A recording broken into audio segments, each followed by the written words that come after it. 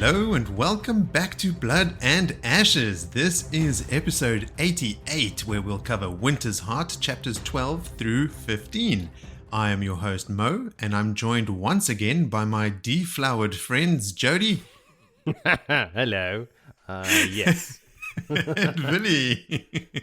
I mean, deflowered. It's spring day. There's flowers out in the garden. So many flowers. Now, with Willie's specific sense of humor, I don't know if he's just playing coy or if he actually doesn't know what He's deflowered playing coy. means. Yeah, surely. Okay. I know. Every time in the group chat we say, "Oh, you guys ready?" Willie will be like, "Oh my god, are we recording today? I forgot." Every time. Every time for 3 years. Oh no, I forgot. One day it's going to be real. And then you guys are And then going we're to not be going to like, believe you. he got us. He played the long game. Well, I mean, look, it's been a while since we recorded, so I wouldn't blame anyone for being a little bit off their A game. And the reason for us not having recorded in a while is because Jody went trekking around Spain. Joe, where did you go, and how much less cool than recording a Wheel of Time podcast was it? I went up to the Pyrenees, so south of Spain to north of Spain, and then down through Barcelona along the coast, and then back through the center of the country and down home over 18 days or something. Epic. Almost 3,000 kilometers. Where was it? 50 degrees Celsius? 51. 50, sorry. It was on my camping pitch.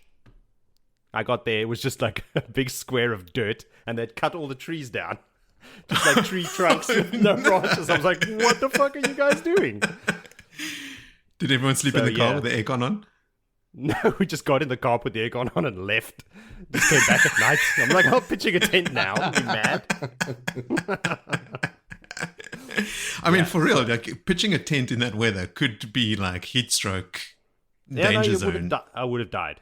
And then with the day we were there for 4 nights, and on the last night, the weather broke and the massive thunderstorms, and we woke up on the 4th day and it was 16 degrees and raining. I was Jeez. like, what? So we had to pack up the tent in mud and rain. It was just so back to my previous question: how much rather would you have been recording a Wheel of Time podcast than experiencing that specific phenomenon? moment? I would have recorded several podcasts instead. But oh my god. But the rest of it was fine. Hey, we had a great time. It's the Pyrenees. I mean, wow. Amazing. Like gorges and mountains. Yeah. Some of those photos you shared were epic. It doesn't go up gradually like the altitude. It just goes flat and then just shoots up into what is the spine of the world. Like if you see it, that's where they should shoot the spine of the world. It's just massive and No, they won't, because it's too hot there. Well, yeah, exactly. The cameras will melt. The spine of the world. And did you read on the trip? I did Have read. You read ahead? I read a bit ahead, yes. I shed a few tears next to the pool again, as you do when on holiday. This is becoming a regular occurrence. Like, not because I'm sad, just because it's so fucking rad. I'm just like, oh yeah, so stoked. Can you Can you share what caused the tears, or all of these chapters? No, just like seeing like Matt's back. And yes, the spoilers, Tuon, and just like everybody is kicking Jody ass. just cries all the time. I just cry. it's healthy. Just a cry. We're not shaming you, big Joe. Old cry baby. No, let it all out. That's good. That's good I'm stuff. shaming you, Jody. I'm not like frowning on you. I'm not, as the Afrikaans That's say, the problem with chunking. the light. There are a bunch of criers nowadays. Sobbing. Just like a little Shaking. tear runs down my eye, while I'm like, oh, so it's like just like good feelings, good tears. Well, have you read ahead? Because it's been a while since I've asked you, and you were sort of on a tear at one point, but then life kind of took over, and it seemed like you weren't reading ahead much at all. No, I took a holiday from Wheel of Time, and I focused on some rugby. I focused on raising my newborn, that Your fur baby. single parent to my fur baby. It's a dog, my people. Schedule Yes. and routine has changed. It's not a really dramatically. hairy baby. It is a very hairy, fluffy baby. It is adorable. So that's is- what I did The cutest dog I've seen in a long time. in the world. Yes, Billy. Okay, well, yeah, I also read ahead a little bit. I'm, I think, at chapter 20, so basically just covering the chapters up until the end of the section for the next episode. So not super far ahead, but I know what you mean, Joe. Like, it was actually really, I mean, I say actually, it was really cool just reading about Matt again. I'm just super stoked to be reading these chapters. And then when I finish a chapter, I'm like, sweet, next chapter. And I'm ready to go. Still waiting for the slog business people are talking about. Totally. Hey? Nowhere to be found. Not yet. Not at all. Okay. All right. Since we are talking about things that we've spoken about before, let's continue that trend in everybody's favorite section called callbacks.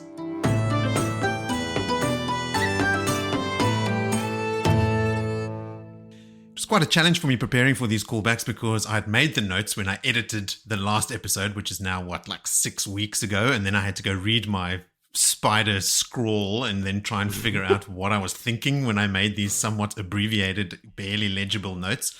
So bear with me as I sort of stumble through my thought process and maybe end a couple sentences with a question mark where ordinarily it would be a statement. So, Bor had told Perrin that the White Cloaks were involved in a battle between King Elrond and the Seanchan 10 days ago, about 100 miles west of Abina, and that Elrond was defeated, but Valda managed to withdraw his White Cloaks in time to save them. Vinny, you then said, how fast did Matt expect the band to march? Do you remember what your guess was? 7,000. 7,000 steps a day. 7,000 when there's a guess. I went back and I found the chapter where Matt was marching with a band and trying to set quite a brisk pace. And he was saying that 17 miles. Anyone except the Aiel would count 25 miles in a day, an excellent march. Matt was pushing 35. Oh, I was halfway there. Yeah, I mean, you guys were both That getting is close. a brisk walk in the Pyrenees, that. Yeah. Would have been a bit slower in the Pyrenees. Yes. But it would have felt much like the Aiel Waste, where we asked whether Couladin, did he go to Ruidian? Can you remember? Remember we spoke about Moridin and Suladric. Couladin never went. Couladin didn't go. No, he did not. His brother went in and tore out his own eyes. He did. He couldn't handle the shade of shame as it was brought upon him. Yes, and you'll remember that Couladin also had dragon tattoos. Which Papa gave to him. Yeah. Pippa, my daughter. No, gosh, my name's not Moridin. Some Forsaken. Asmodean. One of the Forsakens, Asmodean. Asmo. Yes. The weak Fuck one that that guy's dies and doesn't get comebacks. No, he doesn't. He doesn't get comebacks. Everyone agreed he was shit. No second chances for you. Yes. His lasting legacy is gave a madman tattoos. Pretty much. Keckles in the dark. Taught Rand a couple of things, a little thing or two. Yeah. Speaking of filling gaps in our memory, Jody, you were wondering if it was Furik Caredi that killed one of his officers by stabbing him in the throat? It was. You were right. Yeah. It was him. And they were, in fact, sitting on horses. This all came about because we were wondering about whether the Seanchan used horses or not. And you were saying, wasn't there a scene when he stabbed the guy in the throat? Was it Caredi? Can't remember. Weren't they sitting on horses? Yes, they were. And yes, it was him. So Sweet. Once every 1,000 years, I remember something. this is happening more and more often where we go go off on a tangent and I have to go do some research and stuff. And then the very next chapter or the next section of chapters has all the answers in it. Like multiple times when we meet Tuon in these chapters, she talks about horses and training them. So yes, they do ride horses. I think we have consecutively proven that we do not remember stuff well. Time and time again. For years now, we have laid down concrete evidence that our memories aren't worth shit. Unless it's about Springbok victories over New Zealand. They will remember the fine details in and out. Yeah, sorry, Gerald. We know Bongi knocked that one on, but it's in the books now. Okay. We asked if Rhonda Makura could have sent a pigeon to the Black Archer sisters to tell them about Forkroot. Remember we said Millie Skane and David Hanlon fork-rooted Elaine, right? But up until this point, the only person we knew other than Elaine and Nynaeve who experienced fork-root firsthand was Rhonda Makura. And Villy said, wasn't that pigeon that she sent to someone? Maybe. But if you'll recall, she sent a pigeon most likely to her Aes Sedai contact who is in the Yellow Arger in the White Tower. And the pigeon keeper himself copied her message and sent off a pigeon somewhere else. So that pigeon could this is dark friend-like behavior, right? So that could quite likely have gone to a dark friend. Also, the yellow Arger is rife with black Arger sisters. Like we've met black Arger sisters from the yellow a couple times now in the series. Yeah, so Rhonda didn't send a second pigeon. Rhonda hates the Aes Sedai after her public humiliation, which you'll remember, and it's actually also mentioned in these chapters. And she does eventually teach the Seanchan about Forkroot, and they use it to root out more of the Damane in the areas they already control. And that is why she is richly rewarded. She is actually present around Tuon in these chapters, and it's because she's told them about Forkroot. Tuon actually hints at this incredibly valuable information that they've given her, because now they can just go around and anyone that's affected by Forkroot is, potential Damane. Channeler. Yeah. Can I put an official request in that we do not refer to it as being fork-rooted and just say fork-teed? You have already asked that previously, and I told you at that time that I'm specifically saying it because of its Request its implication. denied. Denied. If anything, my resolve is strengthened. We asked, when were the Adam created within the Seanchan timeline? And so from the Wheel of Time wiki, the first Adam was made by Diane Sedai, which will ring a bell for you guys, the Seanchan woman who wanted to assist Luther Paindrag Mondwin in his consolidation of the continent by giving him an instrument to control female channelers who oppose him. She was later collared herself by an Adam, and it is said that her screams, quote-unquote, shook the towers of midnight. While the exact timing of this event is unclear, it must have occurred in Luther's lifetime. So Luther was the son of Arthur Hawkwing. So within a single, probably decade or two, not long after arriving in Seanchan, they invented, or Diane invented the Adam. So very, very early in the Seanchan Empire. Huge fail. Yeah. Sticking with the Seanchan, the officer that becomes friendly with Perrin is Tylee Kirgan. We have not read about her yet, but the glimpses I got from Kerry's message and the fandom wiki make me instantly like her. She's a very cool Seanchan, which is very rare. She does a couple of rad things that I won't elaborate on here, but I just wanted to tell you guys, when we read about her, Tylee Kirgan, she is likable. You're allowed to like her, so don't be conflicted about it. And yes, Kerry, it was Forkroot that they used to dose the Shido channelers at Moridin. When Perrin and the Seanchan attack the Shido to go free Fahil, they dosed them with Forkroot. You could say all the wise ones were Forkrooted. Did they Forkroot the water or something? Yeah, the town water. Water supply. They collect something like 4 tons of Forkroot. And then they Forkroot the water, and then the wise ones get Forkrooted as a result. I remember that very, very clearly. That this weird picture in my head of a channel running to the town, and they're just dumping roots in the channel or something. Clogging up all the waterways. With the roots. When we spoke about Sharina Meloy, the oldest novice with the rebels, triggering a memory in Nynaeve stemming from her accepted test. Do you remember this? Sharina Meloy is the grandmotherly woman who's now been allowed to be a novice. And when Egwene mentions her name to Nynaeve, she's like, oh, I remember that name from my accepted test. I made an offhanded comment about the accepted test being set up to lure, potential accepted to linger and to stay in this alternate reality. And that was completely incorrect. I mean, the tests are set up to actually make the novices who are testing to be accepted face their greatest fears. That's what it is. So ignore that comment from me.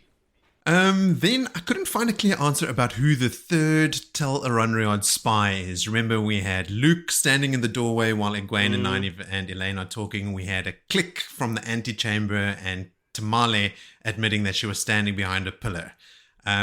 So we know about those. So some theories that people have out there are that the unknown spy could be Arengar Halima, who is spying on Egwene on a sort of regular basis. Demandred, who has spied on other people in that very room. He's been there. Moridin, who is a habitual creeper and spyer of people. And Sindane, also, Lanfear sort of claimed the World of Dreams as her own. Also a credible suspect.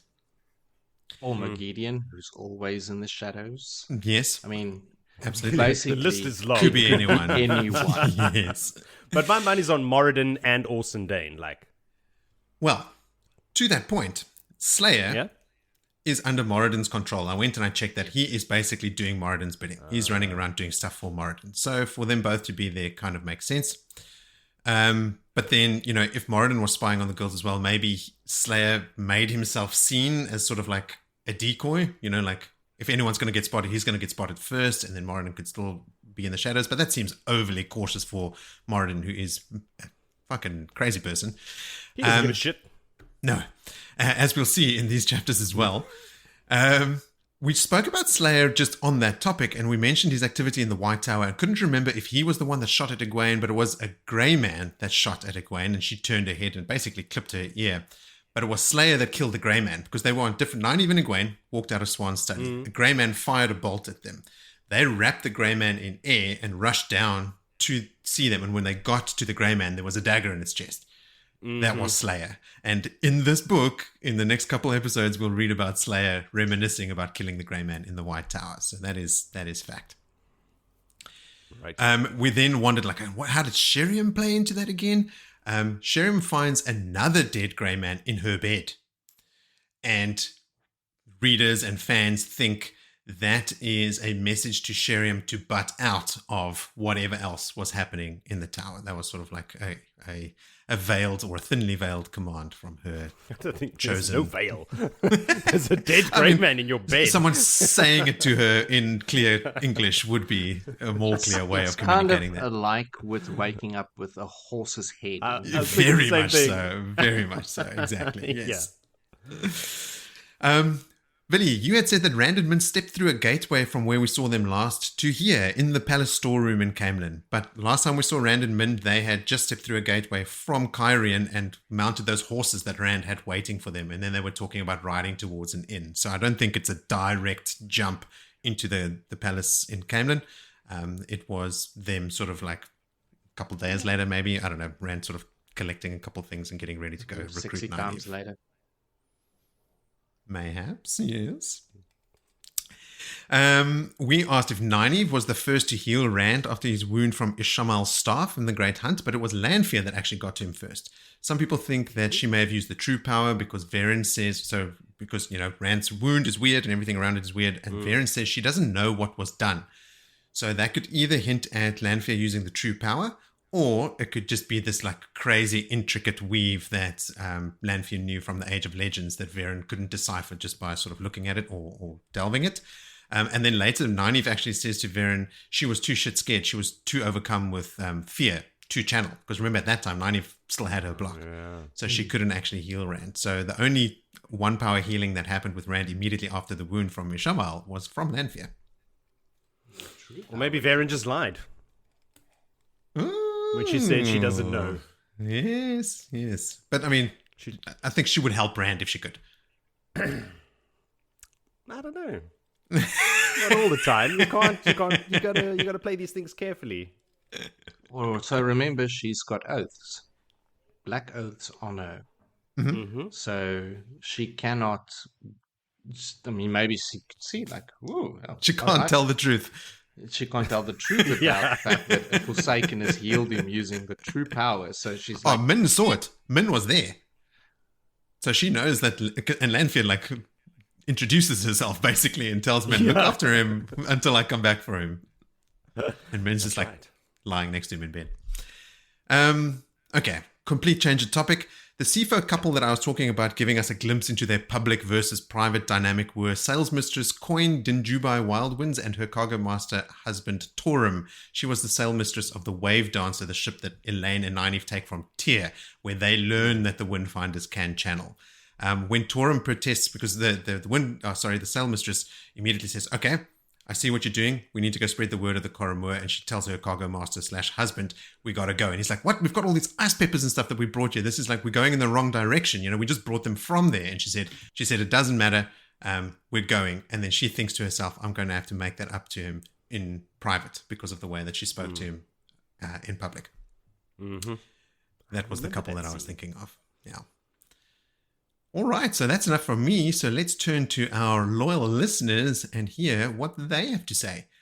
Scott Wilson sent in a couple of messages and they go a little something like this. He goes, "Hi guys, I love the idea of reading a new spring before the end." We'll talk about that.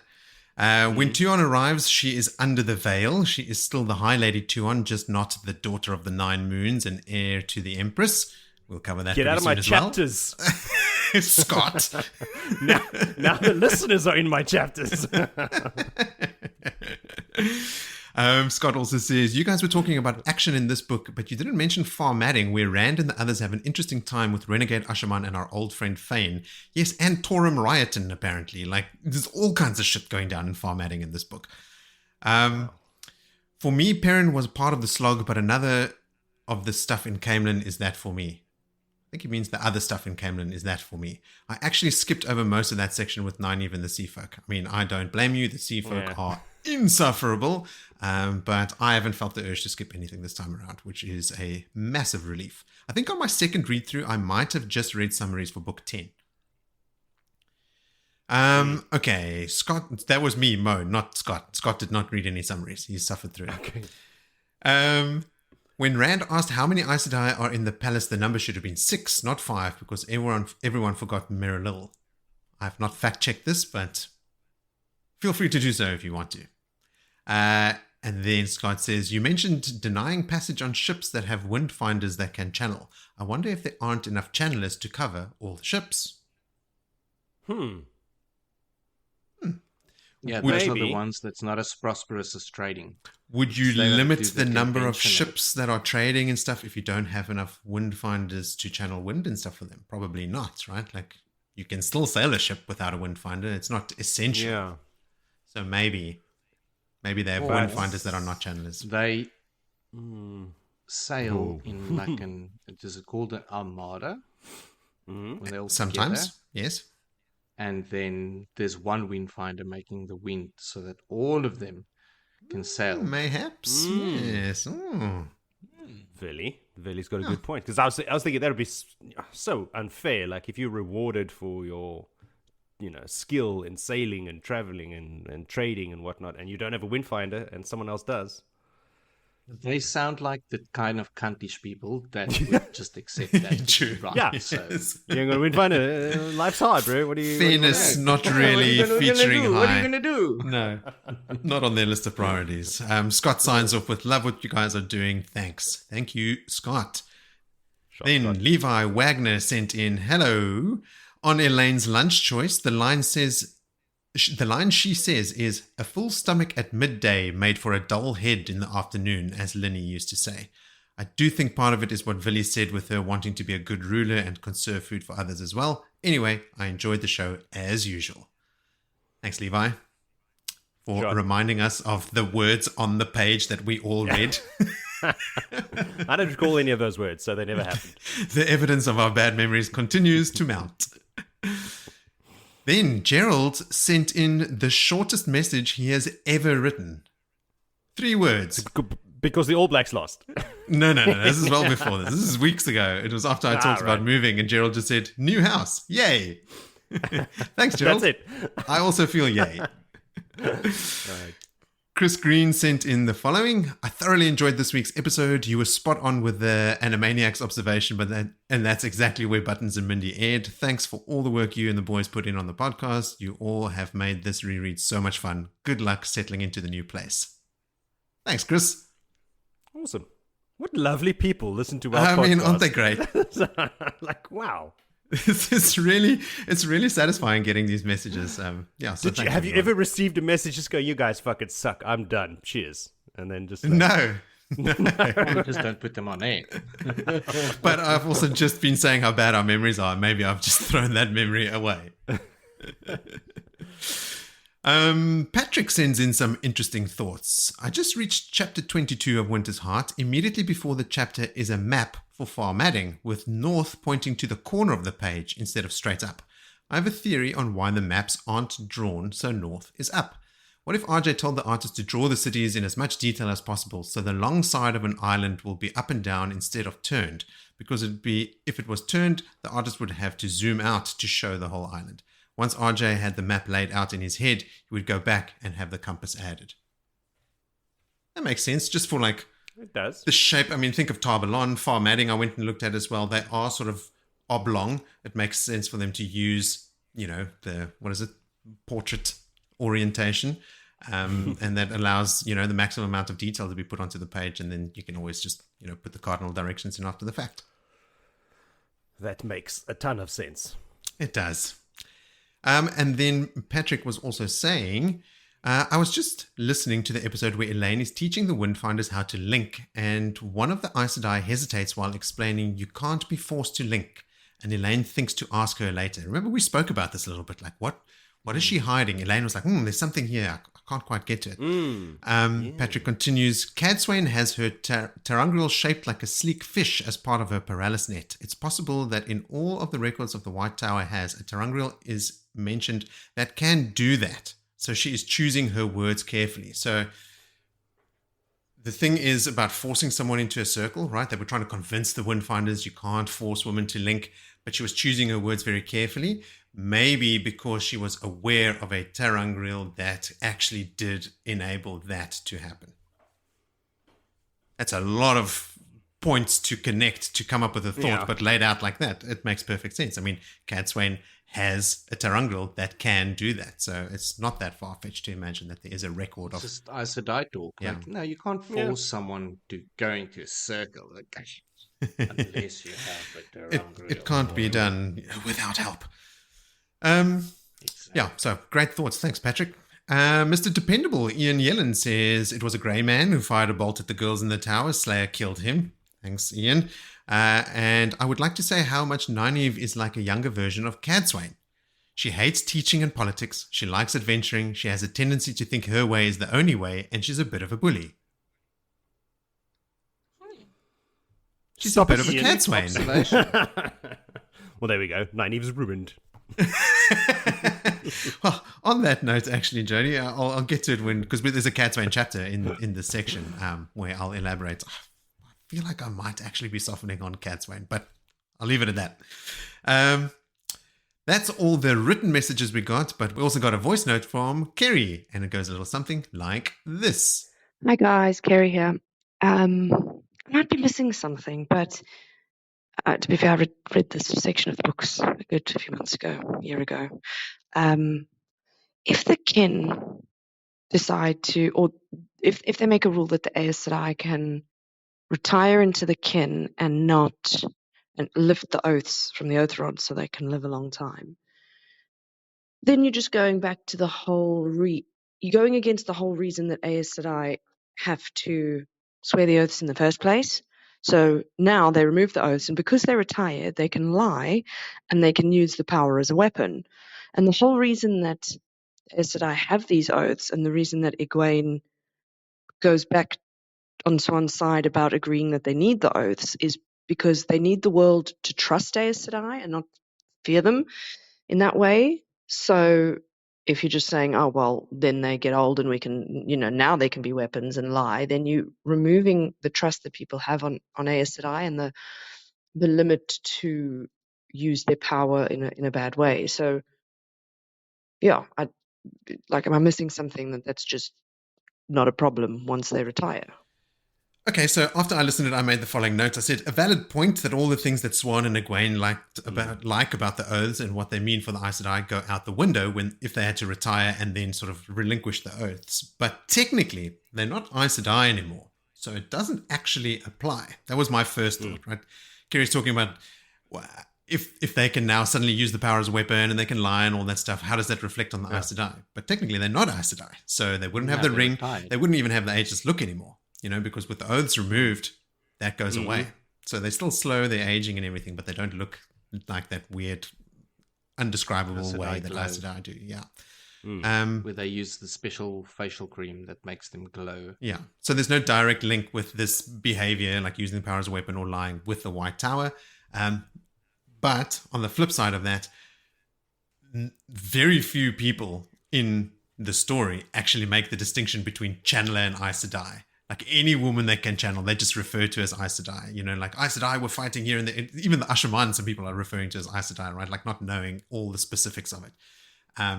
So I can see how some people would see someone channel, and then blame that behavior on an Aes Sedai and erode the trust that people had built on them.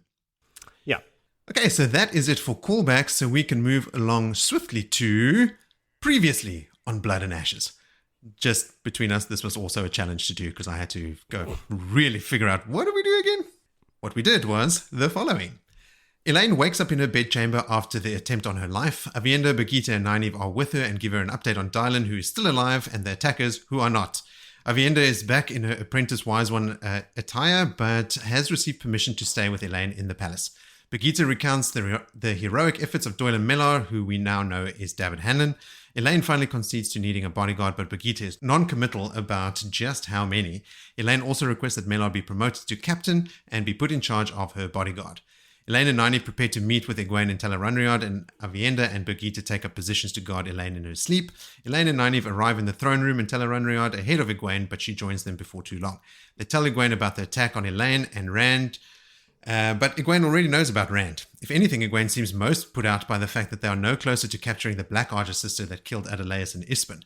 Egwene in turn shares with them her problems with the sitters and tells Nynaeve that as soon as the oath rod can be found, she will need to swear the 3 oaths. Nynaeve, that is.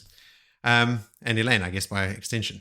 She also explains her plans with the kin to use them as a retirement option for the Aes Sedai, who can then remove the 3 oaths. Before Nynaeve can protest too much, Egwene shuts her down. Just then, they become aware of a man watching them from the door, and they chase after him as he escapes. Sounds a lot like Slayer. After the bustle of chasing him down the corridor, they hear a door latch click shut in the throne room and realize there was at least one other eavesdropper.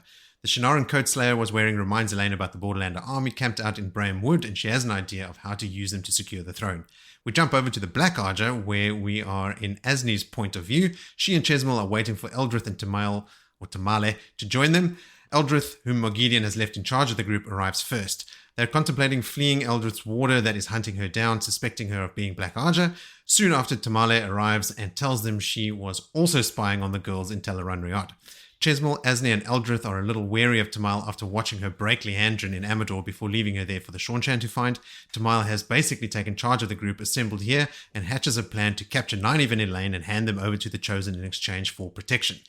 Then we jump to Millie Skane's point of view. Falion is serving her and Marilyn Gamelfin some tea, which is a weird dynamic considering Falion and Marilyn were working together with the rest of Leandrin's group. Falion failed the Forsaken in Ebou Dar and is alive only by the grace of Millie Skane. In fact, Moridin would not mind her dead.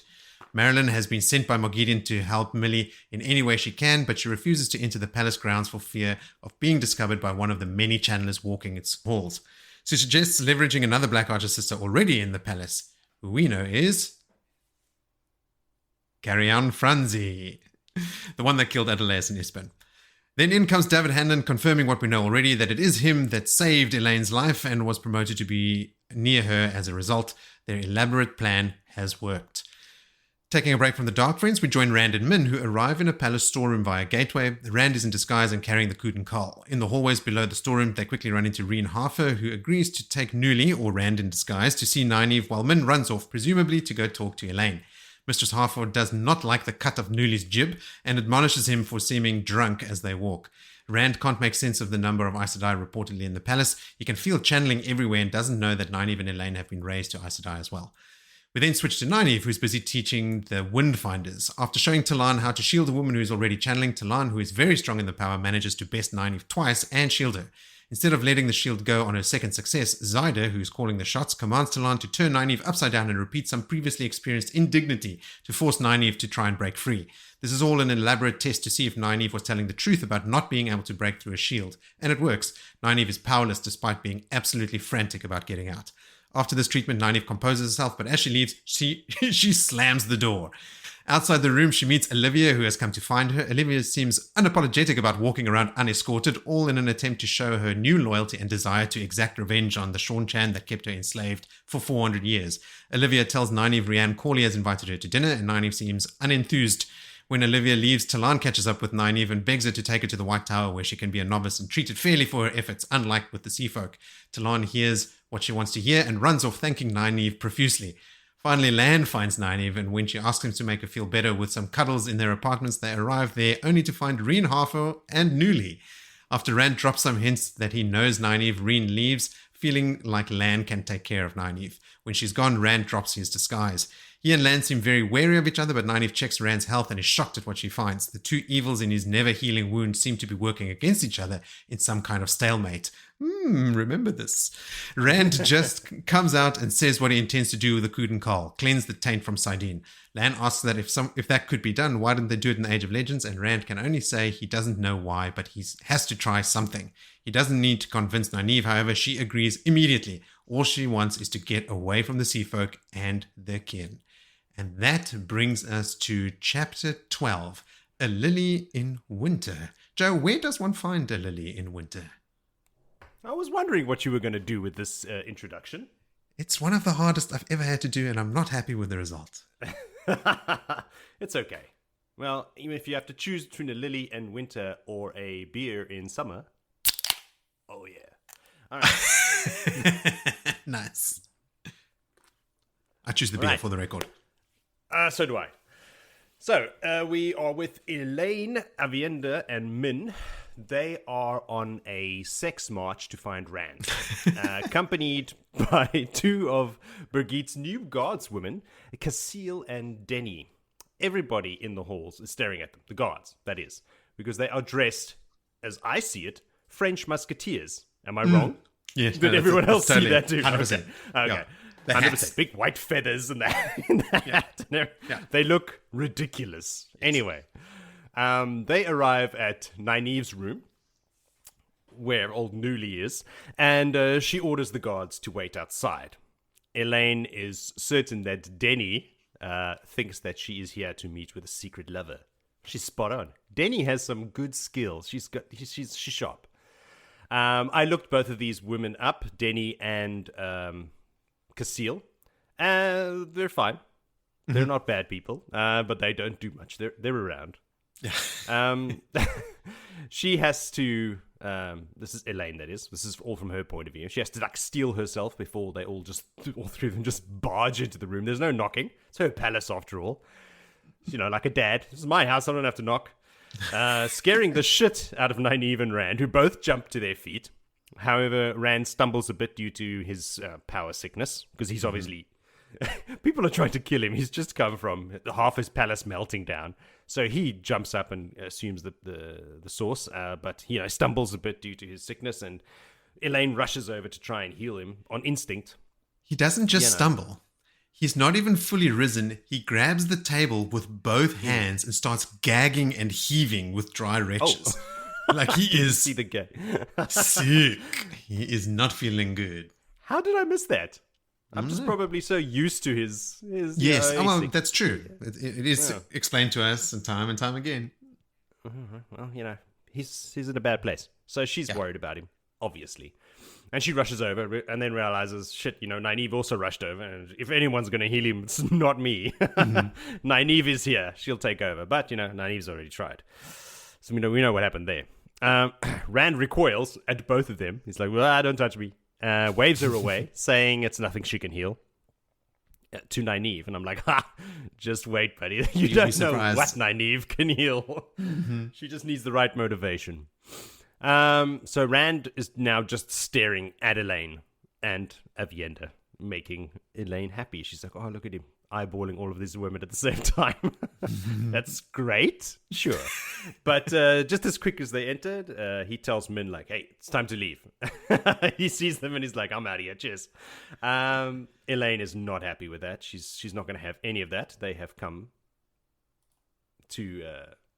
we'll find out. Rand's argument is that the Asha'am who tried to kill him in Cairhien would destroy the whole palace if they knew he was here. So, him leaving is for their protection. Here we go again. The whole men must protect women thing here in this book.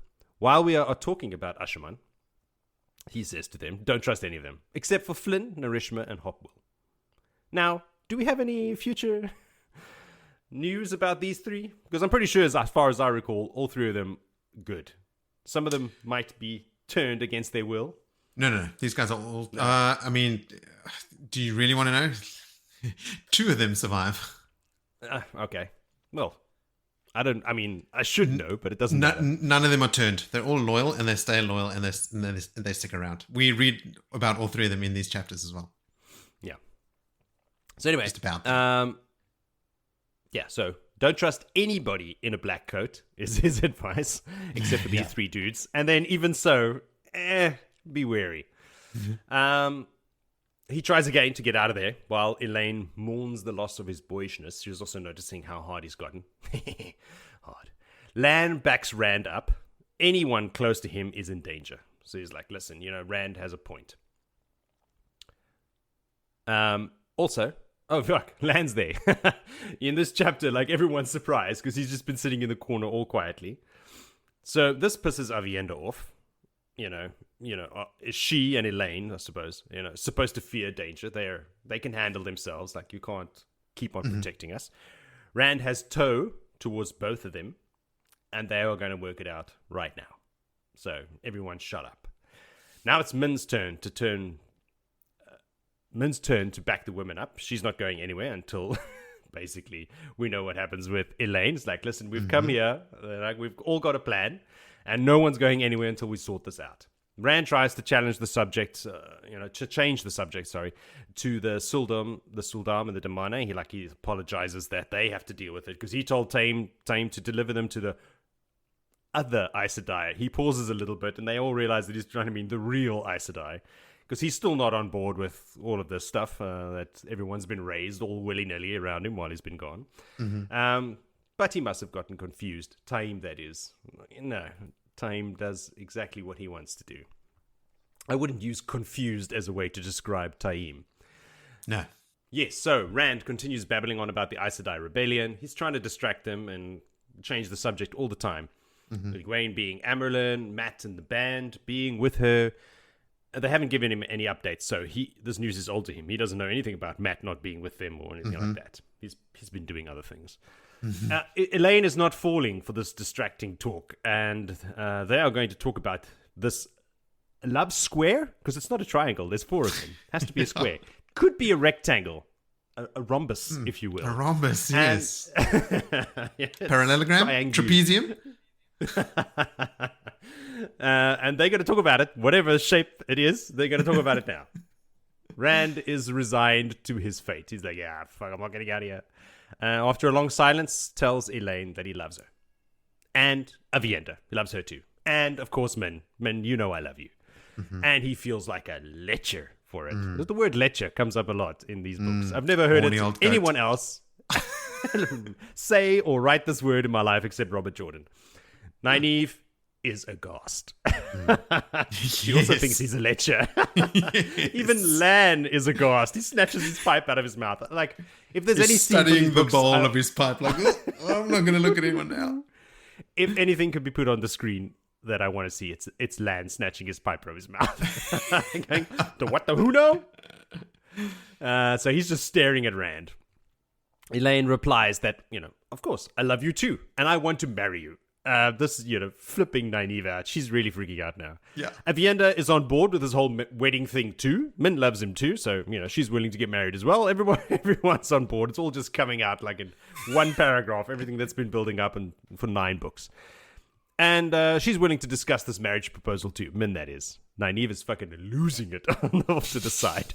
This braid gripping is intense. All that braid gripping that she's been, trying to stop back. It's coming. It's all coming in a flood now.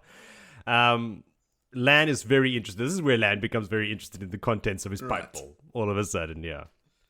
First, it's just a slack-jawed, staring, and now it's look at this interesting pipe bowl. Rand calls them mad because they are, and so are you, Rand. Who are you to talk? But he'll marry any or all of them. Like, sure, okay. Elaine has one more thing that she needs to discuss with Rand, but it is in private. Rand tells Nynaeve that she has won the argument. Everybody in the room is like, argument? What argument? And he won't leave without coming back to see her. This gets, the suspicious looks from Elaine. She's like, what are you guys up to? Sorry, can't talk right now. Nynaeve is like stroking the bag with the Kudan call in it. Which is quite obvious. Rand assumes his disguise again for the walk to Elaine's rooms. It's a startling change, but Min tells him he's still beautiful. Like, shut up, Min. No one believes you. He's already still trying to make him. I'll still marry you, yes. Avienda and Elaine disagree and have a good old chuckle at his expense. On leaving, Denny's knowing smile slides off her face. So much for the secret lover theory, she thinks. Yet, no, it's still on. Or maybe this queen just likes them ugly and dirty, Don't kink shame Denny. On that day, Yeah? the joke was that he's as ugly As a he goat? would make a goat faint. Oh, that's it. And then at the end, I was like, no, a whole herd of goats. And for those who know goats, if you scare a billy goat well enough, they faint. Like, they have stocky legs They're up in the stiff. air and they lie on their back like little stiff carcasses. Funniest thing in the world. Yeah. Jody, before they leave the room, don't they all get bonded? I'm getting there. Oh, is that still coming? I thought they've. Give- Never mind. No, I that's have not coming. made notes of that, but I don't know. I can't remember right now if they leave the room or whatever.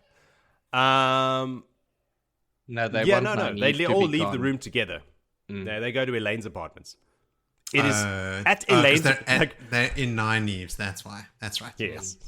So the line I ended with, "Don't kink shame Denny," and the next one is at Elaine's apartments.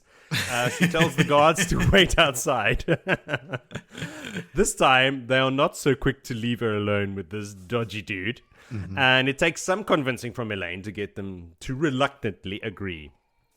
All right. Once the door is closed, Rand leans on the table, again, gripping tables, not to fall over while he releases the source to drop this disguise.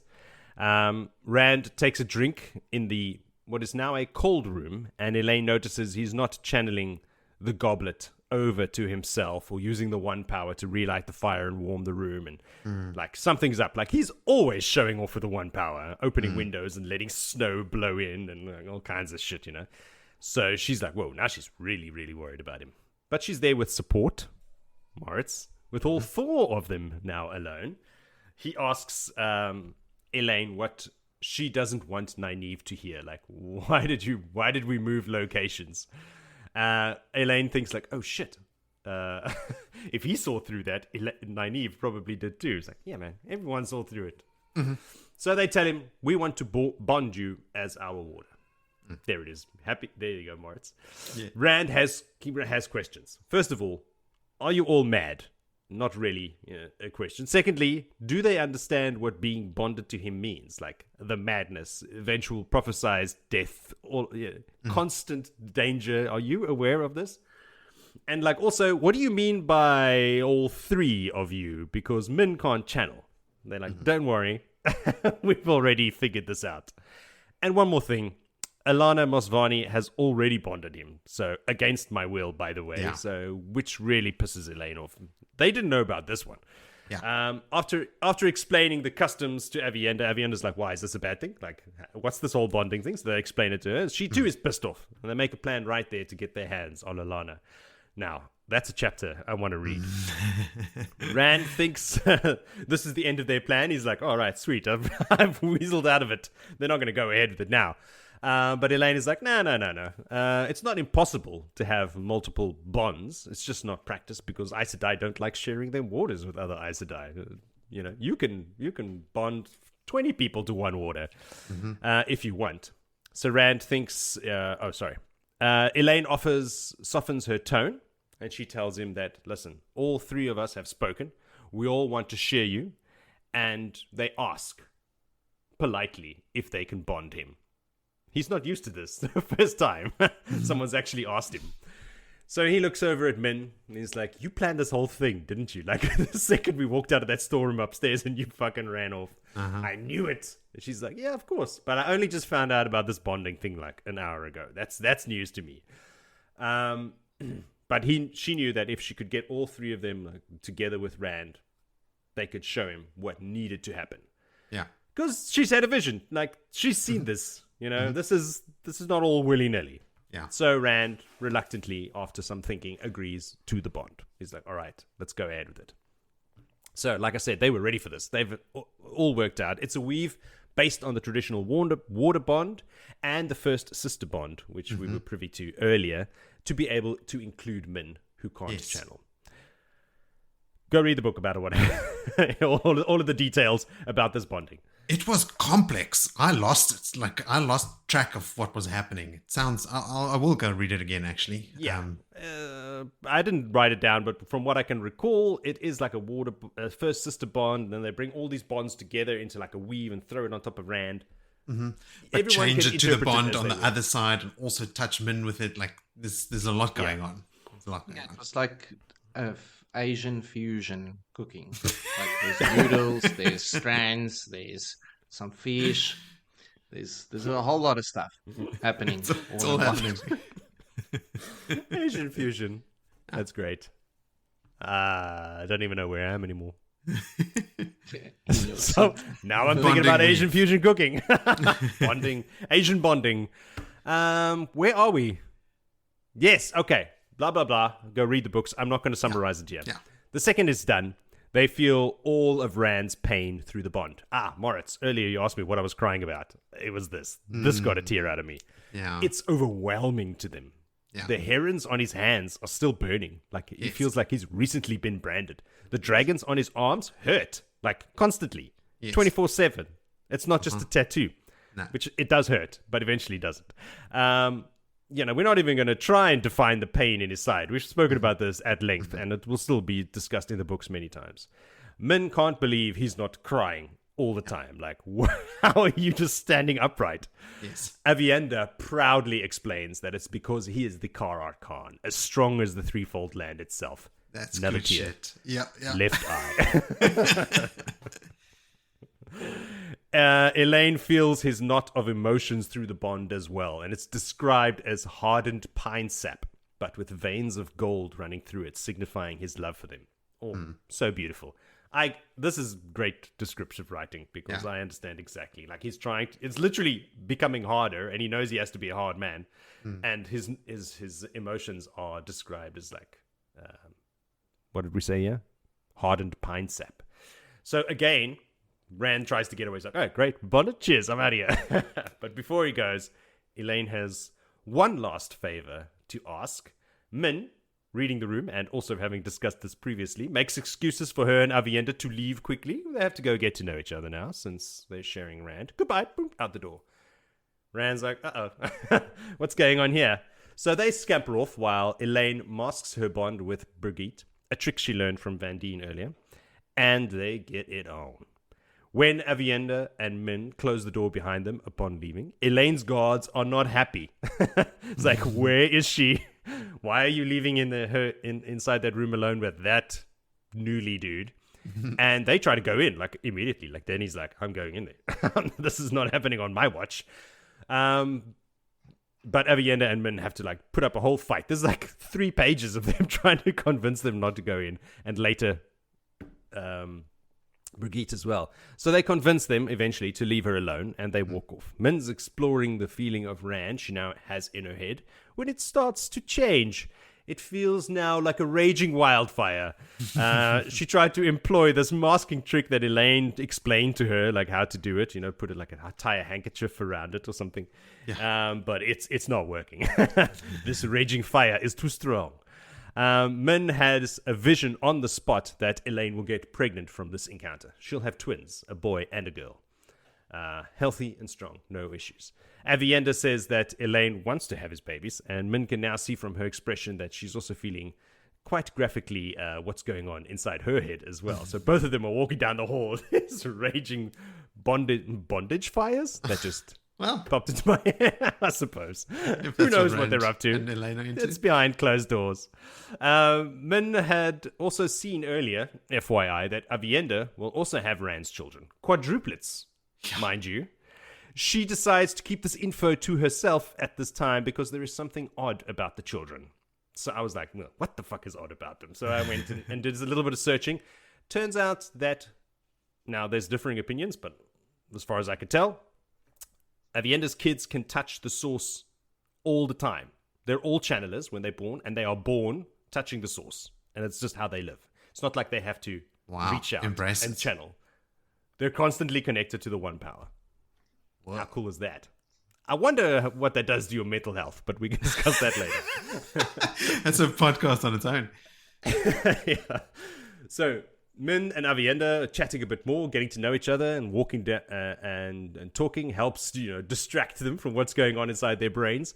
When they see Brigitte storming down the hallway in their direction, and they can tell from her face, this masking trick hasn't worked on anyone. No. To Min's eyes, there's thousands of auras flashing around Brigitte. She's overwhelmed. She's never seen anything like this in her life. She's like, this is like enough for 1,000 lifetimes. Mm-hmm. You're onto something there, man. She's never seen anything like this before. Avienda stops her and calls her Brigitte Trahelion. I don't know where's this Trahelion name come from, but there it is, and tells her Elaine can take care of herself and not to interfere. This is enough evidence. All of these auras and Avienda calling her Brigitte to her face for Min to realize that this is Brigitte Silverbow. And she's like, hey, you're Brigitte Silverbow. Like, straight in the hallway out loud. Shut up, it's a secret. She's like, I remember seeing you at Falme. I've seen you before. She's like, right. Cat's out of the bag. Yeah, she was there. We just talked about that. Healing Rand afterwards. Yes. That she was there snuggling in the bed.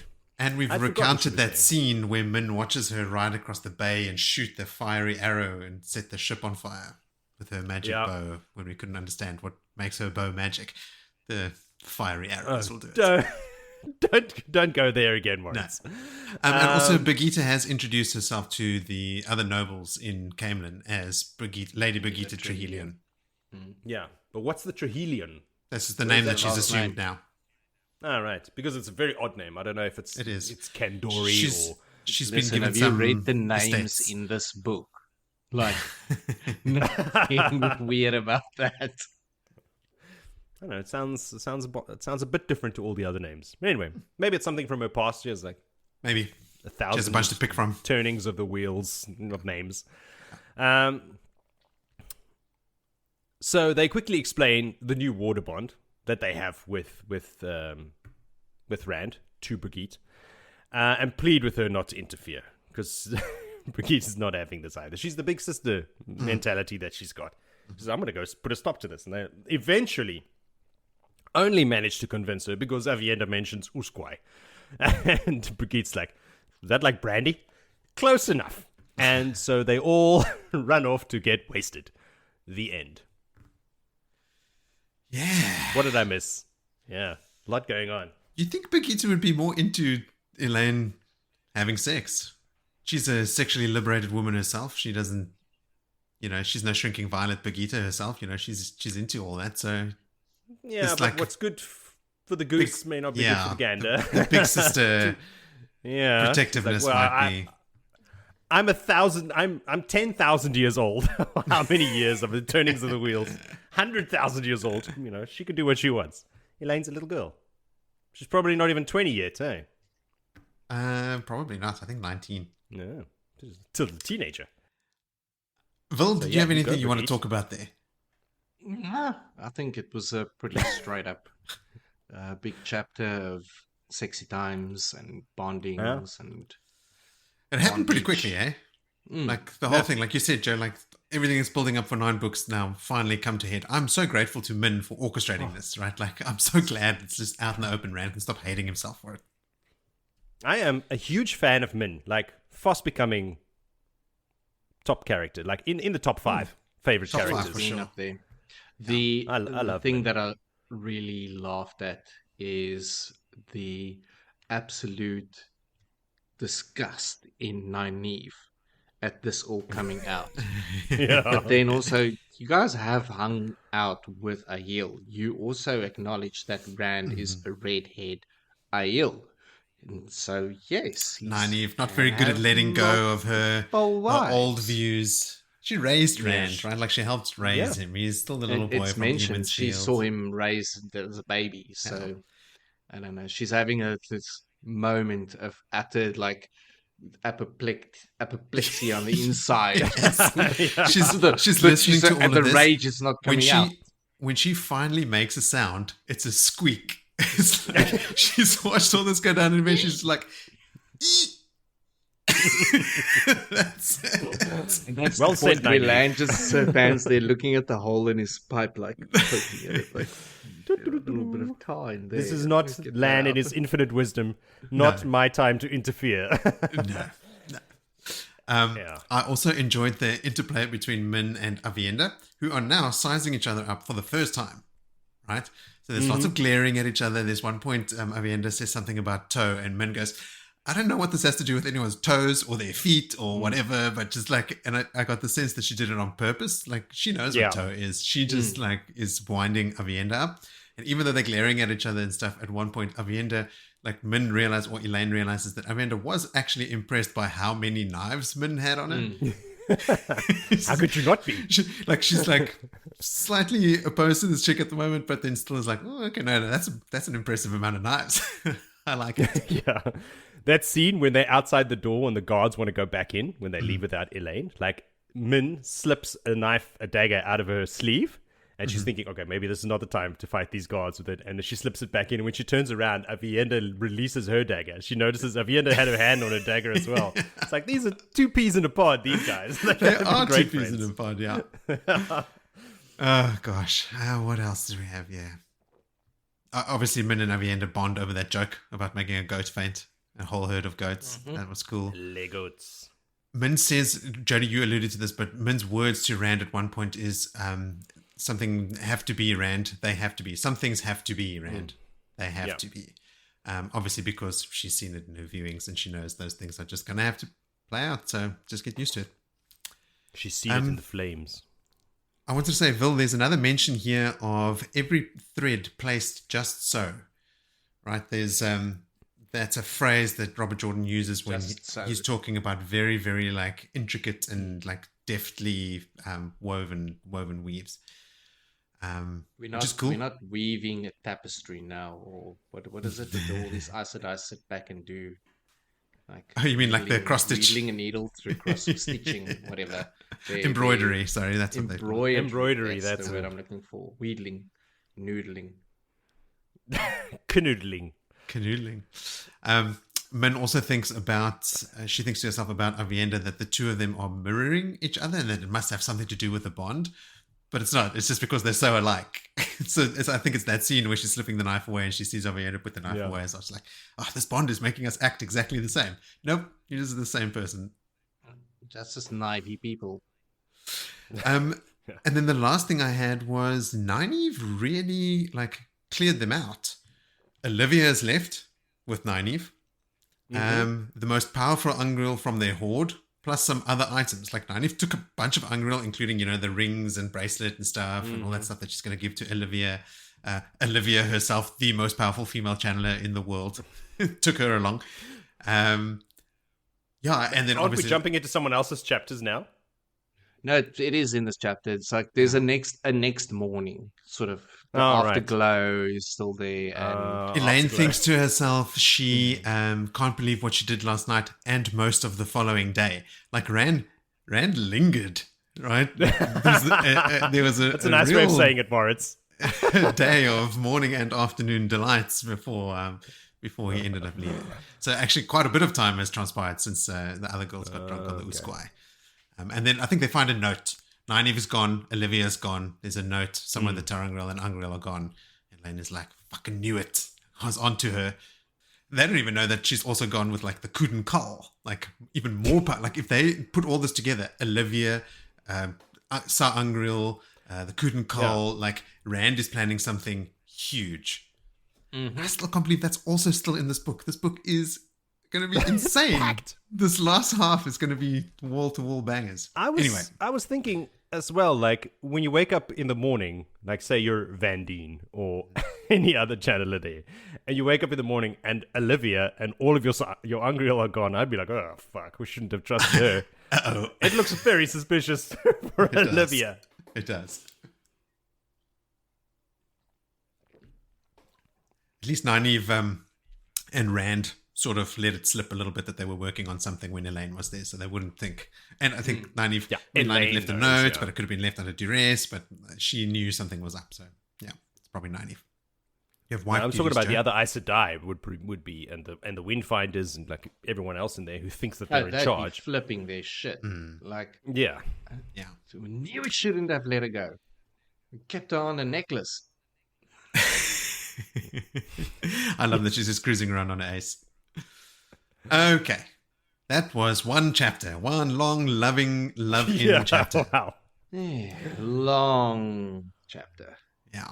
The next one, you're going to love this because it's wonderful news. Chapter 13 called Wonderful News. Vil, please share the wonderful news. No, it's not. It's not wonderful news. It's just news. It's just average. Really got a news. dog. Regular news. That's the wonderful news. Right. Let's start off. We are in the point of view of Cadsuane, and she is hanging out in the Sun Palace. She has not quite made the Sun Throne Room her office now, but she's bloody close to it. She's using the ante-room to the Throne Palace room to have her meetings, and she's faced off with our favorite people at this stage of the book, the Seafolk, who's having a Hereen is having a herring about her situation of her sister, also slash Windfinder, being detained. And Cadsuane's like, she's been detained for Aes Sedai business. She's part of the investigation, but it's been a while now. And it turns out that when the whole palace shenanigans went down and throne rooms got blown up, and Rand had tied up, what's her name now? Shalon and, is it Ailil? Yes. Yes. Under the bed because Ailil Rioton. Ailil Rioton, yes. And they were Poor Rioton's canoodling, and he tied them up, and they were found by Cadsuane and her cronies. They put them to the question, thinking that they might be part of this. And let me progress through this, so we'll get through the whole lot. These Athaemir is now demanding, and also now throwing in the whole lot, like stretch of land that was promised to them, and what. And Cadsuane's kind of like listening and drifting in her head about the things, and the next minute, old mate Herring puts a finger in Cadsuane's nose and like a tap on the cheek, like, are you listening to me? Cadsuane then keeps calm, doesn't You don't pull do a that. brand, but also pulls rank, and basically dismisses them after firstly showing she was listening to all of this. Tells them, you will have your sister back in a day or two. Don't interfere in our business. Also now, you will be escorted out to your rooms where you will go do some contemplating about mixing into Aes Sedai business, and instructs the Aes Sedai that's leading them away to give, was it a beating or something if they don't I want think to no food or something like no, that. something not nice, but anyway. I don't think it was a beating, but Yeah, Moritz, I was can a see why you're punishment. warming to Cadsuane. This is the moment where you go, Yes. actually, Cadsuane's not so bad. no, she kept her cool as well. Well, Just like told did her. she? Because she did throw the penance in at the end. She's like, "Nah, fuck them." She Anyway, berates herself for that a little bit later, but I'm still happy it happened. now Sorelia had since also entered the room. Now, just to say, her throne ante-room where she's sitting in and having a little desk meetings. Some Aes Sedai sitting around doing embroidery, and they sort of having some downtime because they've now just been let out of the clasp of Sorelia and being apprentices. So they're like all just like, whoa, just sit down. Like, they probably want to sleep, but they're just stitching needles and stuff. Sorelia then enters in. She sees all this sitting about, not stoked. Like, these apprentices need to be put to work. But also then says, okay, overnight, the last balance of the raids from the 19 sisters that were captured after Rand's box episode Kidnapping, yeah. have now bent the knee, sworn the oaths, and they didn't do this in collusion because they've been separated. It's like the will is now broken, and she feels that, right, this is the next way to move on. But there's Cadsuane is a bit vexed by this news. She's not too stoked. Like, always wary of a plot with them Red Sisters, which is a good level of skepticism to have with the Aes Sedai. But Sorelia reminds her, like, look, they don't need to be punished. They don't need a penance. They have tow and the toes to Rand. And that can only be filled through their service to him, type of thing. So a little bit of pulling in line. Quickly, page over here.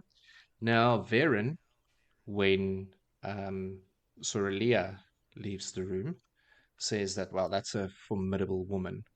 And they have a little bit of a talk about it's better that she's on our side. And Cadsuane's like, well, she might not even be, but she reminisces on the fact that they might actually be forming a bit of a friendship, these two strong women. Varen then tells Cadsuane that the questioning of the two went really well. And after 2 days of other Aes Sedai having her, Varen came and compelled, obviously, and gotten everything out of Shalon. And it's basically just sexy time, love triangle, no shenanigans. And they're like, cool, how can we exploit this? Cadsuane then puts a plan together how to exploit their love triangle. One, they've got someone to control now in the Windfinders, which is actually quite handy at this stage because they are so bloody righteous about their bargain. Their bargains and their bullshit that, okay, it's cool to be able to blackmail one of them now for something. But also Ael Ryton to control on her brother. If anything, it's like they can know where he is. She's married as well. She has a husband. Yeah, they all have husbands, and there's shame to come out and all of this. No, you're right. That is it the Windfinder that has a husband? Windfinder's got a husband. The Windfinder has shame there. Maybe Owl doesn't. All the rest. So basically, they caught out a little bit of sexy time shenanigans, and now they're exploiting it. Typical Aes Sedai, but anyway. Cadsuane's certainly not above a bit of blackmail. Not at all. No, and I mean Varen is. We know where Varen is in life. Varen will dab into anything. She will compel you. She will join the Black Aja just to go and dab in there. Anyway, Corral, if I pronounce that correctly, joins the fray with wonderful news. Yeah, so there's this guy, Dharma, and he just healed one of the sisters from stilling. That's very off good page news. In the background. Yeah, off page in the background. Greatest news the Aes Sedai have ever that heard. happened, which everyone's like, oh, stilling's not permanent. Great news. And then they're like, now should they carry on letting him heal the rest of them? Because he feels that should be done. Yeah. And that also turns out that they don't have any sort of penance or anything set against them because the feeling that they were stilled was hard enough punishment for them. But needless to say, they stilled, they healed, and they've also bent the knee. So all of them are on board there. Then burst in Jahar with terrible news. Dum dum dum. Alana has fainted and is unable to wake up. That's wonderful news. Yay! More wonderful news. Yeah. This chapter is full of it. Whether it is the bonding or the sexy timing. That's the bonding. It's and the sexy timing. Or should I say Elaine? Maybe Elaine is that good. Either which way, her head exploded and she's got to recover. And there's nothing that none of the yellows can do. And Cadsuane is very pragmatic about life at this moment and says, well, the only thing that we can do is sit here and do embroidery until she wakes up. And they carry on stitching their cloths. End of that section. Point of view, Demandred. Here we go. Shit. Action time. Whoa. We are in Grandel's setting in the world of dreams. Being Grandel, it is a very grandiose. There's tapestries and smells of sweet scents, and it's just a lavish scene. Naked kings used as footstools. Yeah, it's the Demandred's not stoked about that. Now we learn that it's the Demandred's there. He's pulled in for the meeting. We've got Grendel, we've got Osangar and Arangar there, who is someone from the past. One is a man who's now a woman, and the other one is a Arangar? man who is now a man. Asangar. Ooh. Yes, that's it. And they are discussing where the fuck is Masana. She's like really getting slack with these meetings. And also, what is going on? Where's Moridin? Anyway, who's responsible for watching Rand? No one quite knows because he's gone and no one has got eyes on him. Rand's disappearing trick has worked quite well. It's reached to the higher levels that we don't have eyes on him. And then that is when Moridin sneaks into the room and on his leash, and by leash I mean mind trap. He's got Sindane, and Grendel is like, not Grendel, sorry, Demandred is like, he was convinced at a stage that Sindane was Lanfear reincarnated. But then Grendel said that Masana said that she's worse in the power, so it She's can't weaker. be. She's weaker, but she's weaker because that's the way Moridin made it, because Moridin's a clever little schemer. Any which way. She's weaker because of the Finns, who drained her of her ability to channel and fed off it. That's it. There we go. Anyway, along with Moridin and Sindane, there's a rat. Now, there's On a his story shoulder. behind this rat on his shoulder. Yeah. Because Moridin ran into the devil, and the devil said, "You can have this roll of copper and this bucket of nails, but you also have to take this rat, and I will take your soul." Jesus, that's a that's a You rich... don't get it, the real No. Mackenzies. It's a song. But what is the song's name now? A man with a rat on his shoulder who meets the devil. No, the devil that trades Skip someone who built ships. Coppers and... You may think you're explaining this, but it's actually I'm not getting doing worse. a really good...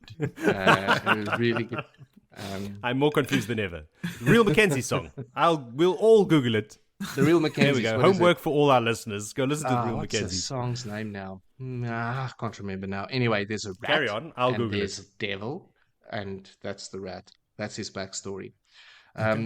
But then Moridin starts talking, and he sort of handles the rat, and the rat goes and bites for his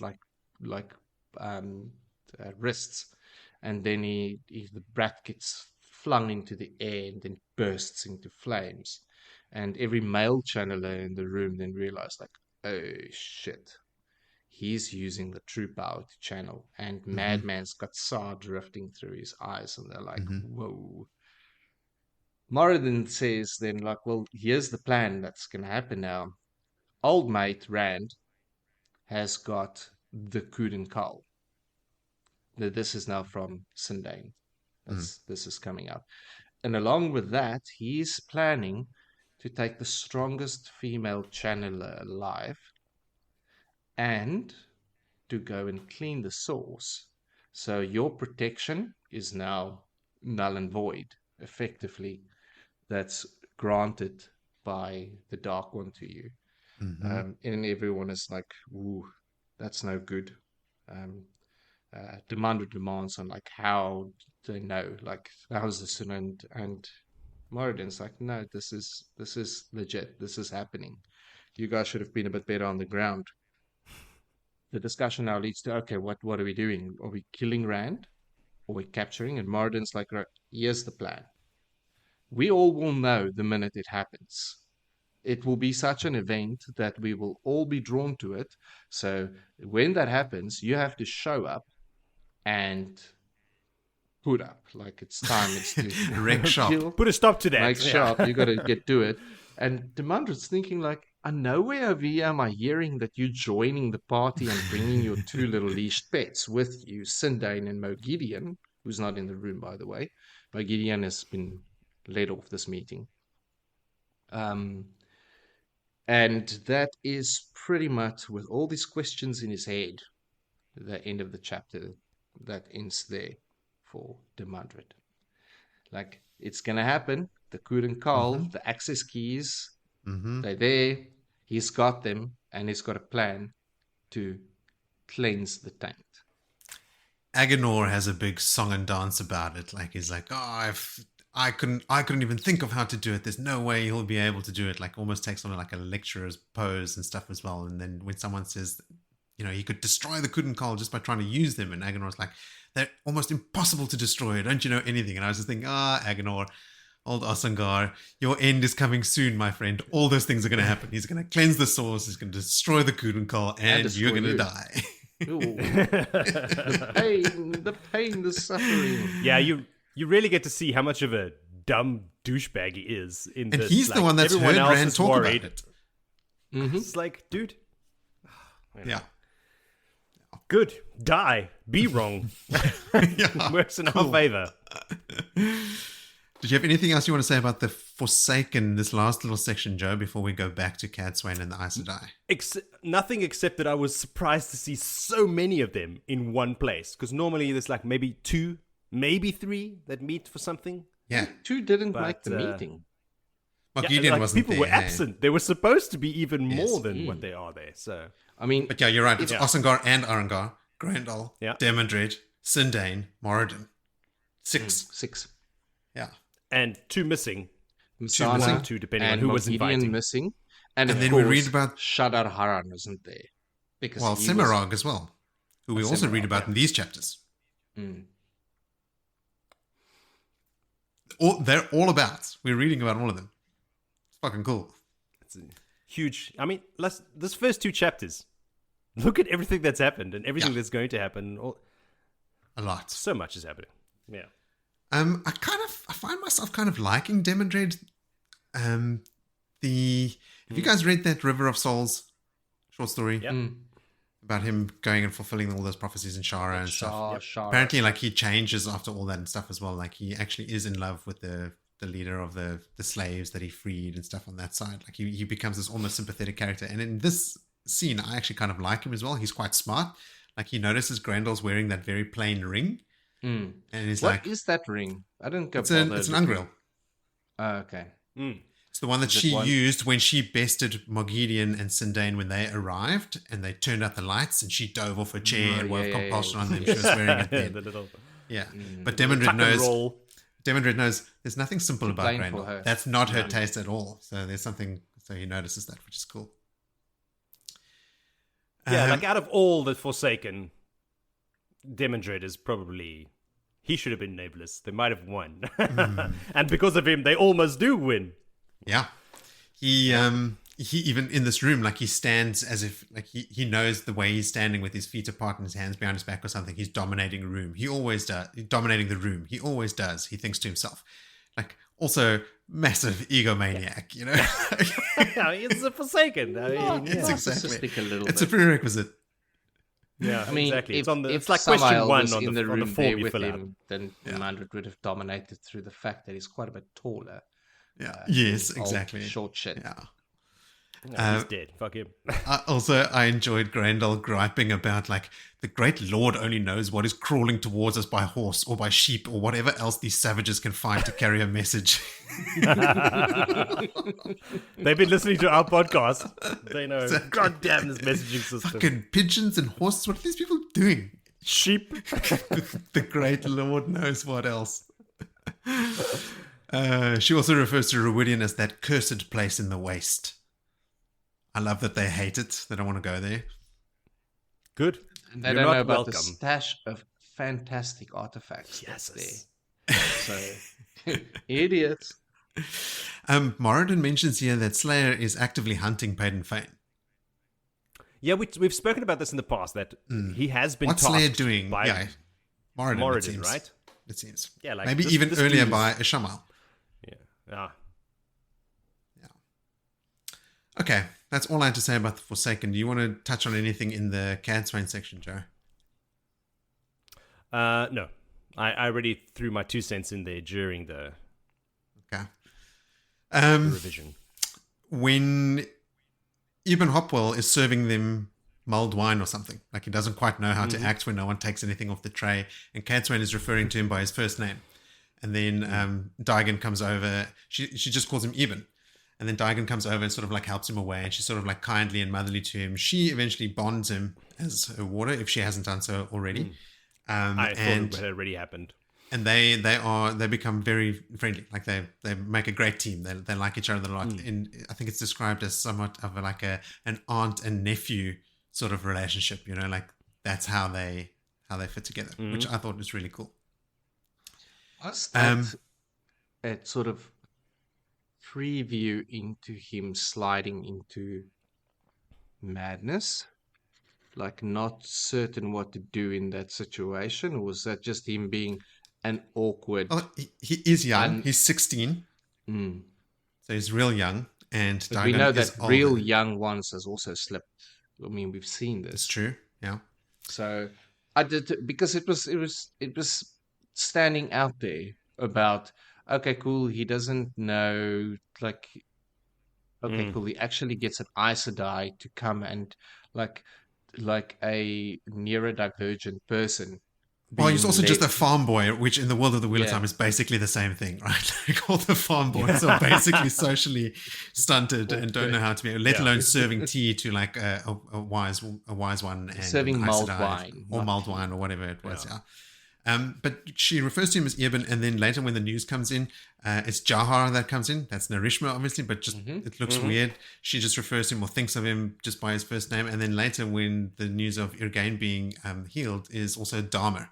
So they're calling all three of them by their first names only, not their surnames, not those men who can channel or anything weird like that. And I was wondering, like, why is that? Like, is that Cadsuane sort of humanizing them, like trying to play down, they're not monsters because they're Asha'am, or is it the flip side? Is it sort of like to lessen the amount of respect that is it like a sign of you beneath me? Remember, she's also raised in farmadding, so the which is another matriarchy, and the men are basically told what to do by the women in every way. So yeah, it was interesting just reading their first names and wondering why she was doing that. It seems to be that in the Black Tower, the norm is to go by your last name. All the men. But Really? in the White Tower, there's a first name culture. Yes. Like they refer to each other in the first name. But in the White Tower, and going back even further, Aes Sedai, when it was men and women, they all went by their first name. So it could be the latter side, as opposed to being the matriarchal thing from her upbringing, to say, well, you can channel. This is all going to the final battle. We have to be on the same page. A flip side of giving the respect to someone who can also do what they can do, although it very crudely at this point in time, with very little training and in the sense of evolution of a tower being in an institution. It just became sort of a quick rebellion startup, if you want to call it that. But I mean, at the end of the day, like, I'd like them to be on their first names and on a first name basis with Aes Sedai. Totally. I liked it. It's basically where I landed. Yeah. After I thought, like, it could go either way. Like, how did I feel about it? And how is she sort of like, how is she vibing in the scene, right? Like, she's not talking about those men that can channel or thinking about them in any disparaging way. Daigen is being kind. Dharma is getting the praise that he deserves for, like, healing Irgain. Like, there is, I feel like they fit in well with this group. And this is why, again, Jody, Cadsuane is kind of growing on me here, like she's putting the Seafolk in their place. She's being nice to the Asha'am that we know are loyal to Rand. I think I'm softening on Cadsuane a little bit. Yeah, well, just take it easy, all right? Okay. Don't Okay. jump to conclusions. Just Okay. yet. Also, I'm not definitely on the Cadsuane train, but I reconsidering. I felt like I missed out on something. Like something happened off page for this change to happen. Something happened between the last read. Like, what did I miss? That previously there wasn't this relationship, and now you see all of a sudden she's like, oh, there's Eben, and there's. I think it's maybe sort of like also the idea that Rand has fled, and things had to carry on in the Sun Palace. So he left. Was it Dobrain that he left in charge there? Yes. But Dobrain kind of reports to Cadsuane.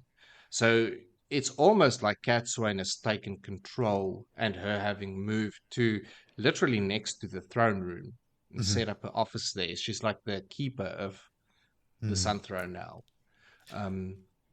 Everyone seems to come in their first name basis.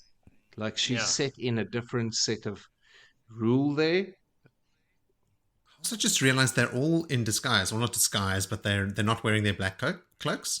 You know, so they're being kept close, but not being sort of shown to be Asha'am. You know, like they're not giving away their status. So people that don't know them personally don't know that they're Asha'am. So maybe that's also why there's sort of the friendly first name, no last name or title or anything like that. It's just like, oh, this is Eben serving us mulled wine.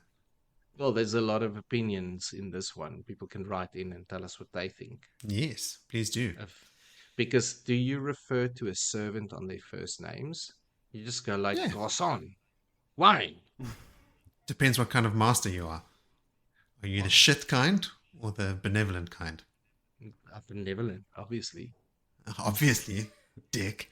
Of these Aes Sedai that are sitting around in Cadsuane's room doing all their embroidery and stuff, they talk about a couple, because Cadsuane thinking about, like, it's so weird for them to make all these oaths and everything. And Elsa, in particular, who is, we know, the Black Archer sister. The compulsion that Varen had put on these women requires something within themselves to sort of strengthen the command, right? So that's why they all came up with these wildly, like, effusive, but like wildly differing reasons for swearing fealty to Rand, because it came from inside, but it was forced out by compulsion. And Elsa's one was, she needs to make sure that Rand is there at the final battle to fight the Dark One. The part that she's leaving out and not telling anyone is that so that the Dark One can triumph, right? She's Black Archer. So she is swearing fealty to Rand, and she's going to help him get to the final battle, even though she thinks it is so that he will lose eventually. Her cause, and then she also kills one of the Forsaken? I think she does. She does. So when Cadsuane is thinking about this, she thinks of Elsa.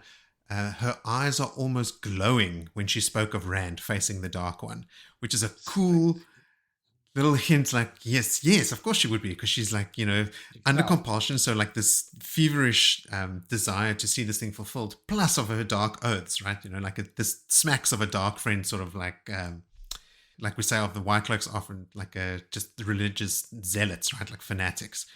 Like a dark friend under compulsion to serve the Dark One would seem like their eyes are aglow when they talk about it, which is cool. I quickly looked it up, Vil, and Elsa Penfell does kill Aganor at the battle near Shadow Logoth when they cleanse the source. So yeah. When Varen walks into the room, Cadsuane notices the brooch that she's wearing that she's never seen her wear. That's the ungril she's been using. She's had it for 40 years. It's shaped like a lily with too many petals. At one point, Cadsuane is thinking to herself, she should have been more on top of what Caroline Damodred's cousin was doing in the Borderlands. That's Moiraine, right? What was Moiraine doing in the Borderlands? Finding land. Yeah, I think that's like 20 years ago.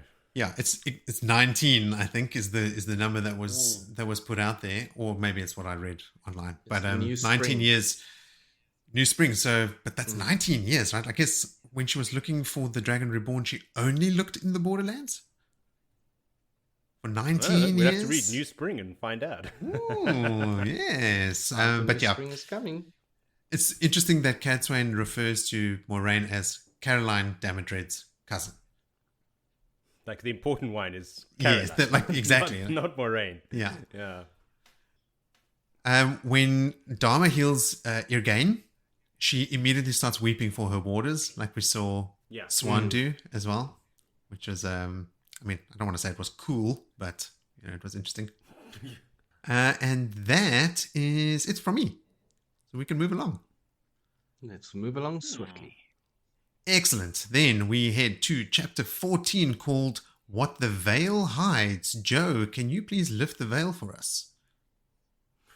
I can, but it was kind of lifted in our listener contributions already. Yes. People sticking their fingers into my... Because we were talking about it a couple episodes ago. Was she wearing a mask? Was she wearing a veil? Wasn't Tuon in disguise? Yep. Yeah, she's in one of those, great Wheel of Time disguises. A Completely transparent veil. Yes. Yeah. So, anyway, footnote before we begin. My first chapter on the Kindle was over 40 minutes, 42 or something like that. This one was 18, so we'll be done pretty quick. Yes. Tuon arrives on her ship, the Victory of Kidron. The return has begun in earnest, as we see from Matt's chapters later on. Yeah, so Tuon. Hey, first mention of Tuon, like in person, from her point of view. Here she is. Yay! Everyone is stoked that little Tuon is here. We meet her dresser and secret shadow / bodyguard no one knows about. Oh, yeah. Selucia, who is shaving her head, because that's what the blood do. You get to have no hair when you're the more important you begin to get, I suppose. They have a pretty good relationship as far as, master and slave goes. Yes. But sure. There you go. There you have it. We learn that she is of the royal line and that 3 of her siblings have already tried to kill her and 2 have already been assassinated. So on the heights, the paths are paved with daggers, they say. And this is one of them. We see that, her brothers are trying to kill her, It's all wild. the time. It's nuts. Yeah. So once she is dressed and shaved, she opts to wear the veil, which has already been explained to us. So she is presenting herself as of the blood, but not as the heir to the crystal throne. Sure. Okay, whatever. People don't have to prostrate themselves and lie on their bellies in front of her. So they can walk around just bowing. It's basically all I could figure out is, that's what it's about. It's more than I Right figured memory out. question here. Who's on the crystal throne at the moment? The Her Empress. mother. The Empress, but what's her name? No one cares. Call back for you, Vil. No, hells no. Her name's Mary. Sure. So, once she's dressed and shaved, the veil comes on. Selucia, not happy about this. She's like, you shouldn't be doing this. Whatever, Selucia, you're just a slave. Deal with it. But she obeys. The veil is transparent, as we said. More of a symbol than an actual face covering. Upon exiting her cabin, a lot goes down, by the way. Like, we could spend more than 18 minutes talking about this chapter, but I'm not gonna. Villeen, Tuon's mother's name is Radanan. Radanan. I bet you're sorry you asked. No, not at all. I'm going to remember that tonight. I'm going to wake up in a dream of enlightenment shouting, Radanan! Sure you are. All right. 6 Suldam and 6 of the Damane waiting outside her cabin. Tuon is actually quite the amateur Damane trainer and even tested as a Suldam and passed. So, right away, we now know she can channel. She takes part in their training and even has an ex-Aes Sedai as a Damane. Shireen Caminel, or as she is now known, Mylan.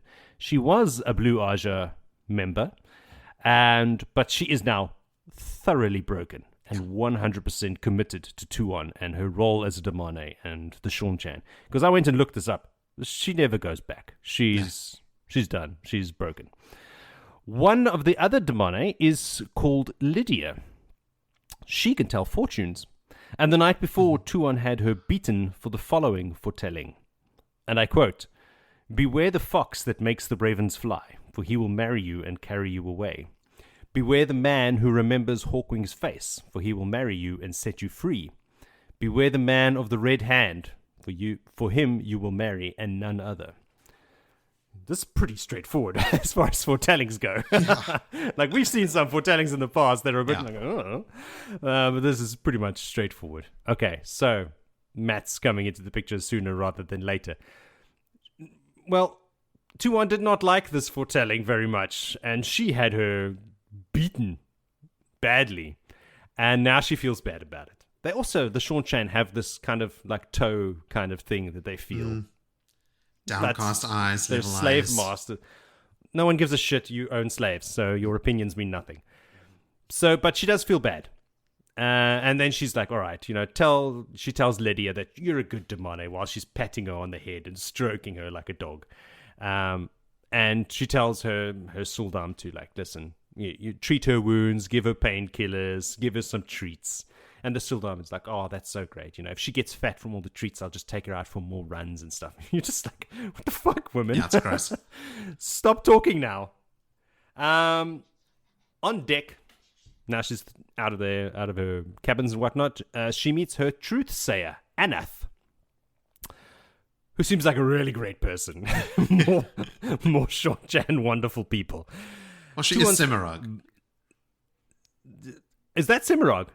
Oh, yes. I had no idea. Okay, now keep That reading with that in explains. mind. Okay, thank you. I didn't Google her. I didn't search for her at all. All I searched for was her previous truth-sayer, Neferi, who died 2 years ago under mysterious... Now it's all becoming... Hey, look at that. She fell down some stairs, Jody. Yes, she did. She did indeed. But it was the Empress who appointed Anath. But now I'm like, all right, so Anath got in there, maneuvered herself into positions. Jesus, Moritz, why didn't you tell me this previously? Yeah. So, but her job is to, like any truth-sayer's job, is basically just to, bash you all day long with shit you don't want to hear. Suits Semirog just fine, right? It's perfect for her. She just gets to shit on Tuon all day. And she does, constantly. And in this good at scene, it. the whole book, the whole chapter, she's just, even the captain of the ship is like, his eyes are huge because he's overhearing all of this shit going on. He can't move because he's steering and they're right there. Yeah. So he's just going, oh my God, like, take it easy, woman. But apparently, not an issue. On the ship as well, whole bunch of other people, bunch of the blood, who are now, like, don't have to lie on their bellies, just bowing because they see the veil. Death Watch guards, they all volunteered, apparently. Ogier gardeners, like, hey, here's the Ogier. Bad Ogier. We don't like these Ogier. No, they're not nice. All of them would die for her, except the Ogier. Because they also volunteered, but no, they didn't volunteer to die. There's a clause in their contract that's different to everyone else's. It's And not required wouldn't you know? on application for Ogiers. No. They're exempt. And also, our good old friend, Rhonda. Rhonda Makira, she's on this boat too. We don't like her either. No. In fact, there's no one on this boat that we like at this point. Maybe Tuon will go on us like, I don't like her yet.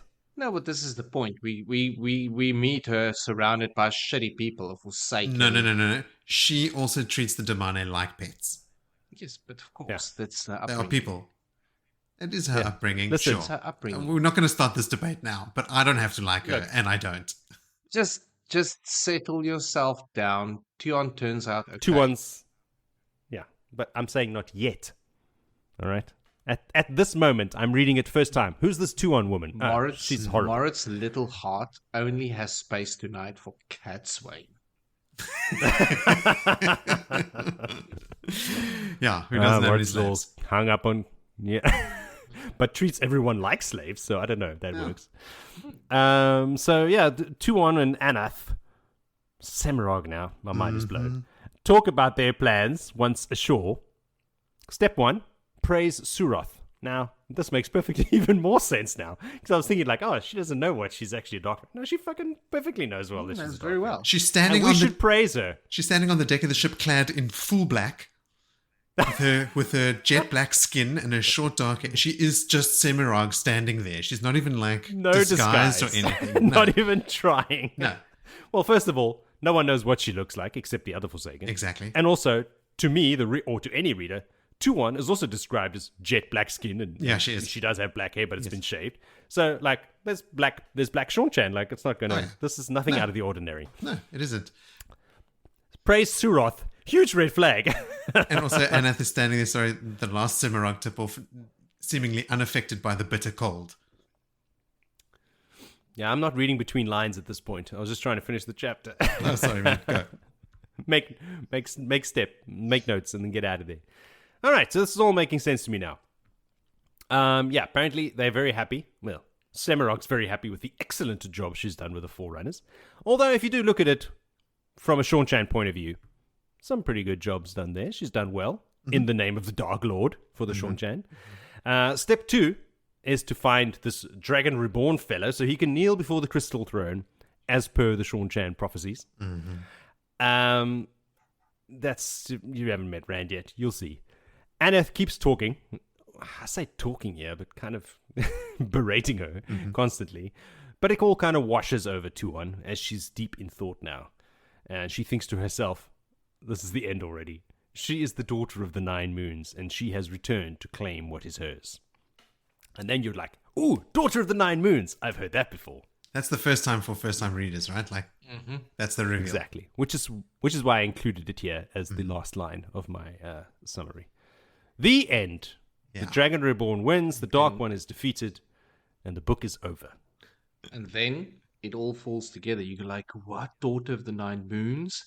Oh, and she gets, the ravens and the fox. Oh, Matt. You see, there's so much going on. You don't think, oh, that's Semirog standing over there. No. But that's the beauty of it. It's like so hidden. Yeah. That's what I was saying earlier, Joe, when I say you read about Semirog in the later chapters, like with all the Forsaken renaming, you must be like... I thought that you've read ahead and you're getting it confusing. I'm like, you say a bunch of shit that I just pretend to know, Moritz, like all the time. Fair enough. Did you also like... I get the sense that there... I mean, we are told many, many times that there are like so many Seanchan vessels, right? Like just hundreds, and this is only a fourth of what was left back in Sanchica. Who the fuck is left in Seanchan, right? Like it must be a ghost town. I thought that exact same thing. That's exactly what I thought. Yeah. I suppose they're filling just the countries, plural. Like, yeah. I mean, they've brought everyone. They've brought the traders. They've brought the farmers. They've brought the farriers, you'll see in the Fletchers. in the coming chapters as they sort of disembark from the boats and you read about Matt like viewing this happening. It's just like this like vomit of just Seanchan settlers. A vomit of Seanchan. That is now the collective noun. There we go. Yeah. Phil, did you... I had the same thought. Yeah. Like there must be, or there just must be an extraordinary amount of Seanchan people, like Seanchanians, Seanchan, Shawnees. There you go. A vomit of Shawnees. No, that doesn't. That's the sound greatest right. Aussie line Your face ever quoted. looks like you want to vomit. Dian. Seanchandian. Oh, that sounds better. Did you have anything you wanted to say about Tuon and her veil, Villy, and her? Well, she's got a lovely entourage. shaved head. She's she got does. a beautiful entourage led by the Forsaken. And very very good pets that get desserts for punishments. No, not much to say about that chapter. That was just the introduction chapter. Yeah, they throw a lot of stuff in there, a lot of like lore and stuff as well. All the omens, A lot of Shikiti, history, porpoises and stay the course. albatrosses yeah, we all know how that ends. There was albatross talk. There was a lot of albatross talk. Yeah, and there's some history as well. Like she's only had to beat Selusha twice in her whole life. Yeah, Yes. like She only weird shit. saw her mother twice a year until she became an adult.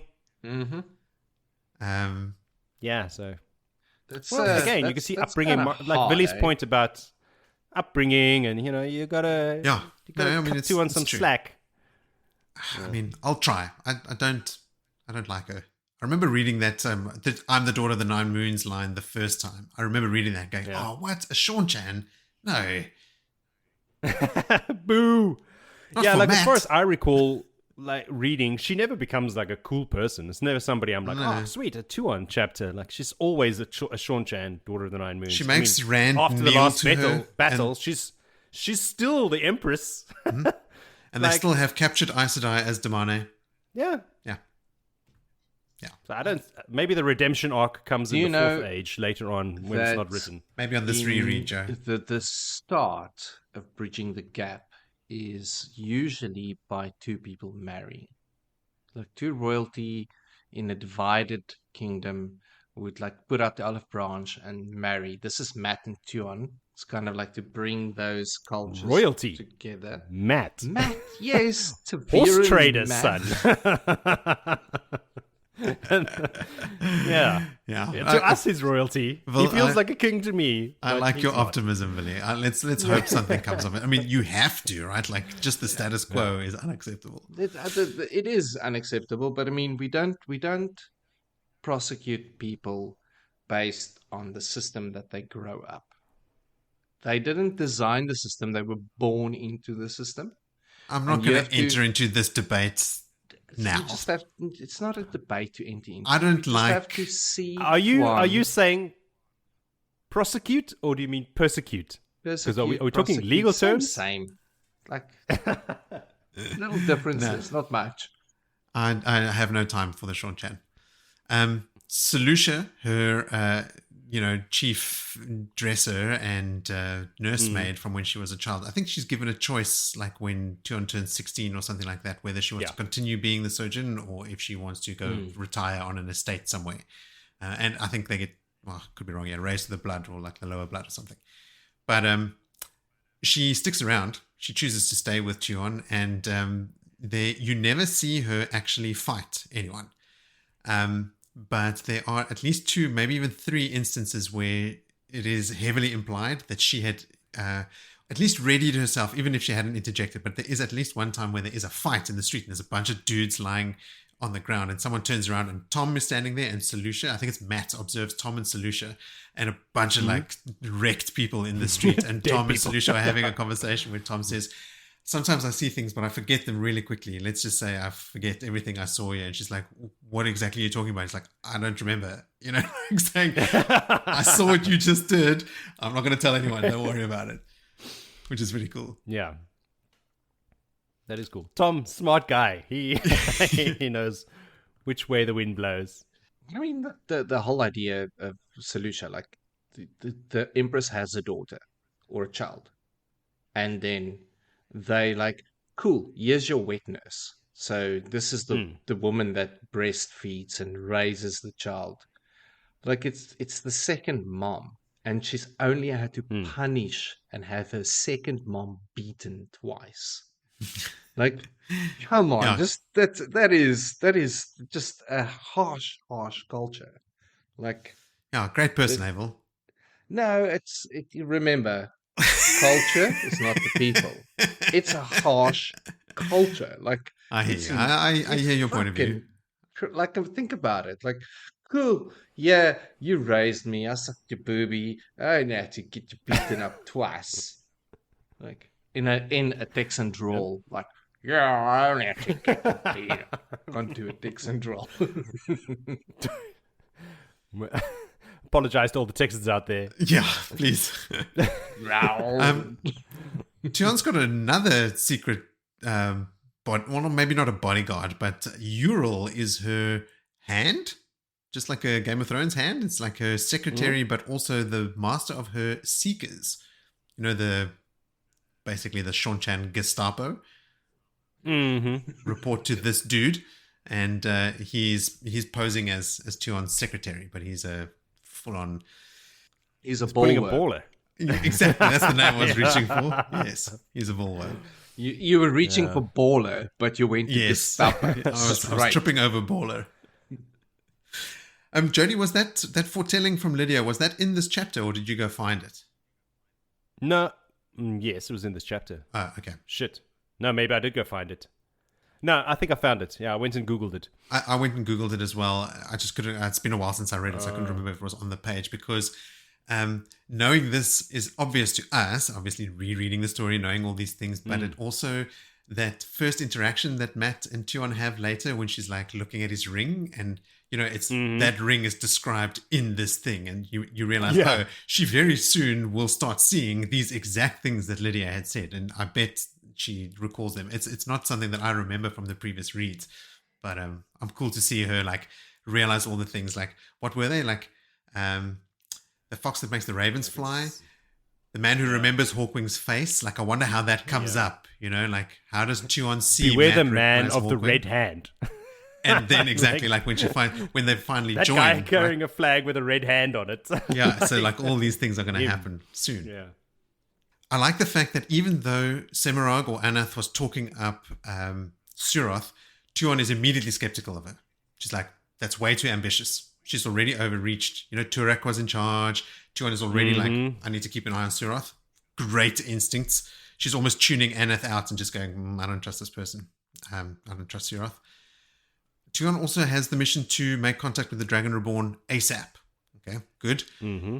And then, my last comment was just catharsis for first-time readers reading, Tuon names herself the Daughter of the Nine Moons. And then Matt.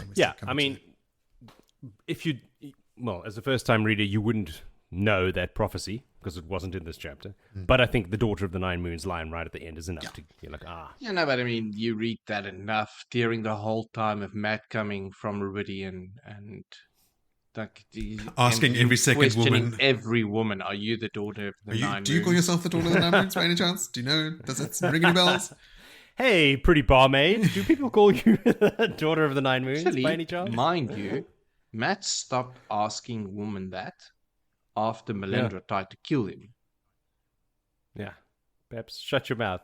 Also, he's in a relationship. Rick Moritz is doing mental mathematics and is going to go, is that true? I'll go and check this out for a nice callback to throw Willie under the bus next time. I'm nothing if not pedantic. Exactly right. I need to throw these little smidgens of facts at you. Hey, but I correct myself as well. I'm just as guilty, if not more so. Of course you do. We got to give you fodder for your little skit. Yes, which I do. Jody so and enjoy. We're still jonesing for that episode where we're just gonna throw so much shit out there. Like, that's this. Well, I think we got to plan this. This is again a long con. We got to get Moritz distracted, like between recording, so he doesn't have time to research anything. Give him random tasks to do that mean nothing. All right, let's kick into the final gear for the episode, which is chapter 15, called "In Need of a Bell Founder." Phil, we are in need of a summary, if you please. These segues, you really need to work on those. You this is the Moritz can only work with what he's given, man. Anyway, I don't know what a bellflower is. So I Googled bellflowers and I got across to a lot of flowers, voluptuously shaped flowers. But no, it's not a bellflower, a bell founder. Now, for those who don't know what a bell founder is, I didn't need to Google bellflowers. It is a person that casts bells. And the casting of a bell is not a very straightforward thing, as you would think. Especially in medieval times. It was like, I can cast a bell, I'm rich. Anyway, let's get off the casting of bells and into... No, you've set it all up now. Explain it. Don't just stop there. You got to firstly take molten hot metal. So, heat Easter. Because, we didn't have refined metals then. And you have to make a mold. But if your mold's dimensions is wrong, the bell doesn't have a good sound. No. But you have to make two molds. Because the one mold has to fit into the other mold. So you can cast a bell. In between the two molds? In between the two molds.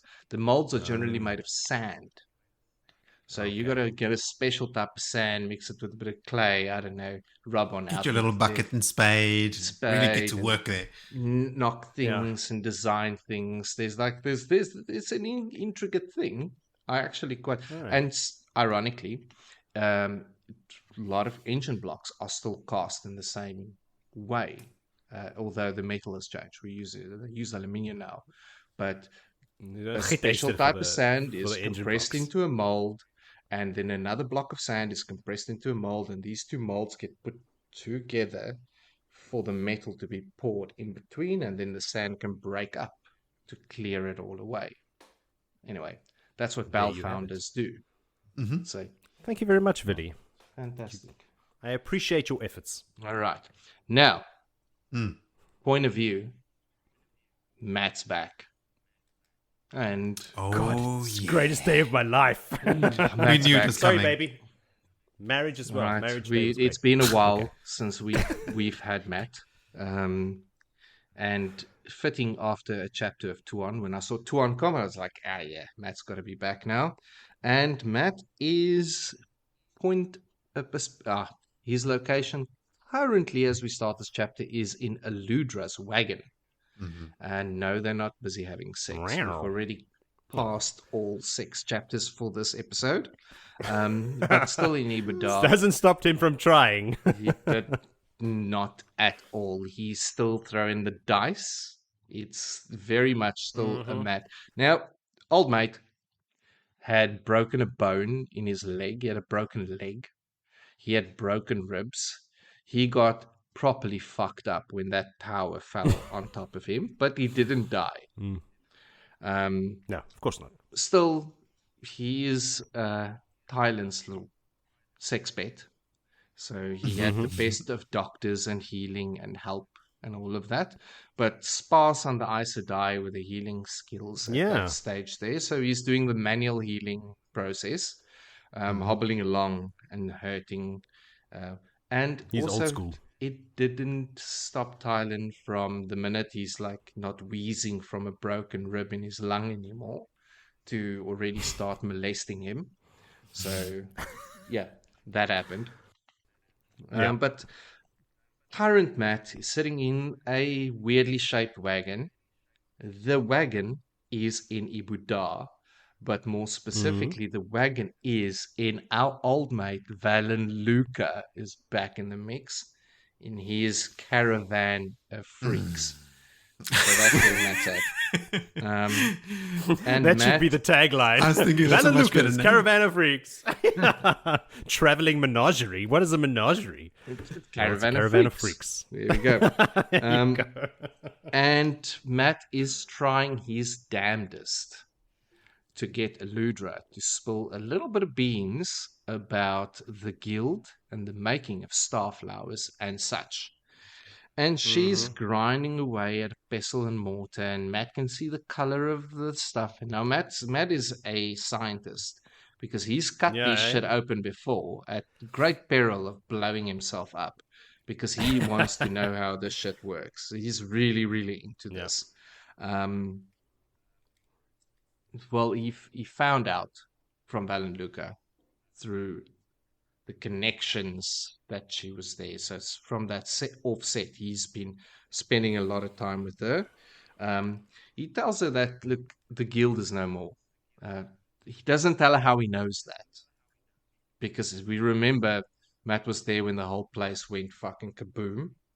He saw the whole rigmarole where she was and nearly killed by her own In guild. Kyrian? That was in Kyrian. Yep. Was that Matt with her? It was What's Rand. the house there? Rand? No, why do I think Matt was there as well? Because Matt says that he is hiding stuff. Wasn't he talking about the chapter house in Tanchico in Tarabon? Yeah, we That know the about Sean-Chan just that one. destroyed. Oh, That the Seafolk just destroyed because they wouldn't let them in yeah. there. But the other chapter house where he was and with Rand, that Was in Kyrian. It was in Kyrian. That was she there? She was. She there. was. Yeah. Hmm. And Because he Tammuz was that whole the one that blamed her for everything that happened there and Yes. chased her. And that's There when was Matt throat- and Tom throat saved her life later. slipping. Yep, In the yep, barn. the barn. yep. Yeah. Anyway, so he doesn't want to Stable. know too much about the involvement of that explosion that happened at that facility. There were Trollocs in the mix that night. There was a Yeah, Trolloc we haven't attack seen there. Trollocs in ages, eh? I'm not complaining, Yeah, but Trollocs has been Sean-Chan. Good thing. off the mats. Sean-Chan is in now. yeah. And then, as I said, about the Sean-Chan that evaded Tanchico and blew that one all up. And plus, the Sean-Chan has got no need for illuminators because they've got chained Aes Sedai that make different type of fireworks. So, you might just pass on your knowledge to me. But as much as he tries, she reminds him that as long as she lives, the guild lives and the illuminators lives, even if there's just one. But she also concedes that if I give you the secret, what will you do with it? Like, are you going to make star flowers and shoot them with catapults to your enemies? And he's like, no. I've seen these tubes that you use to launch these things.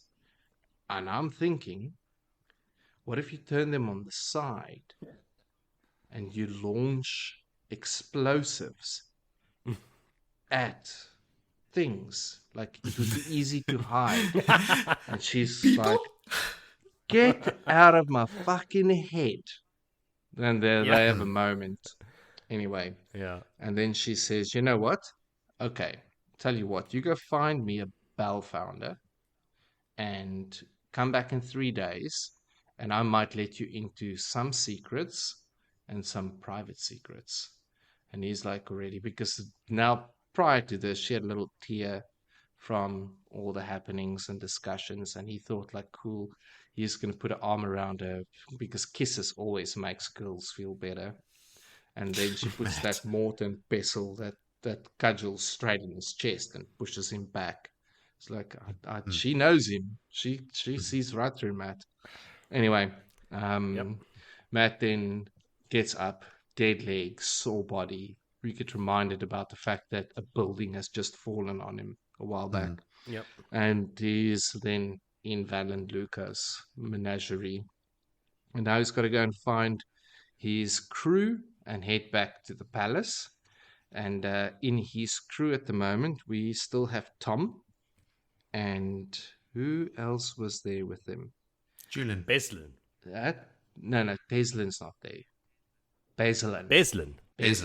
Yeah, Beslin and Tom and Alva.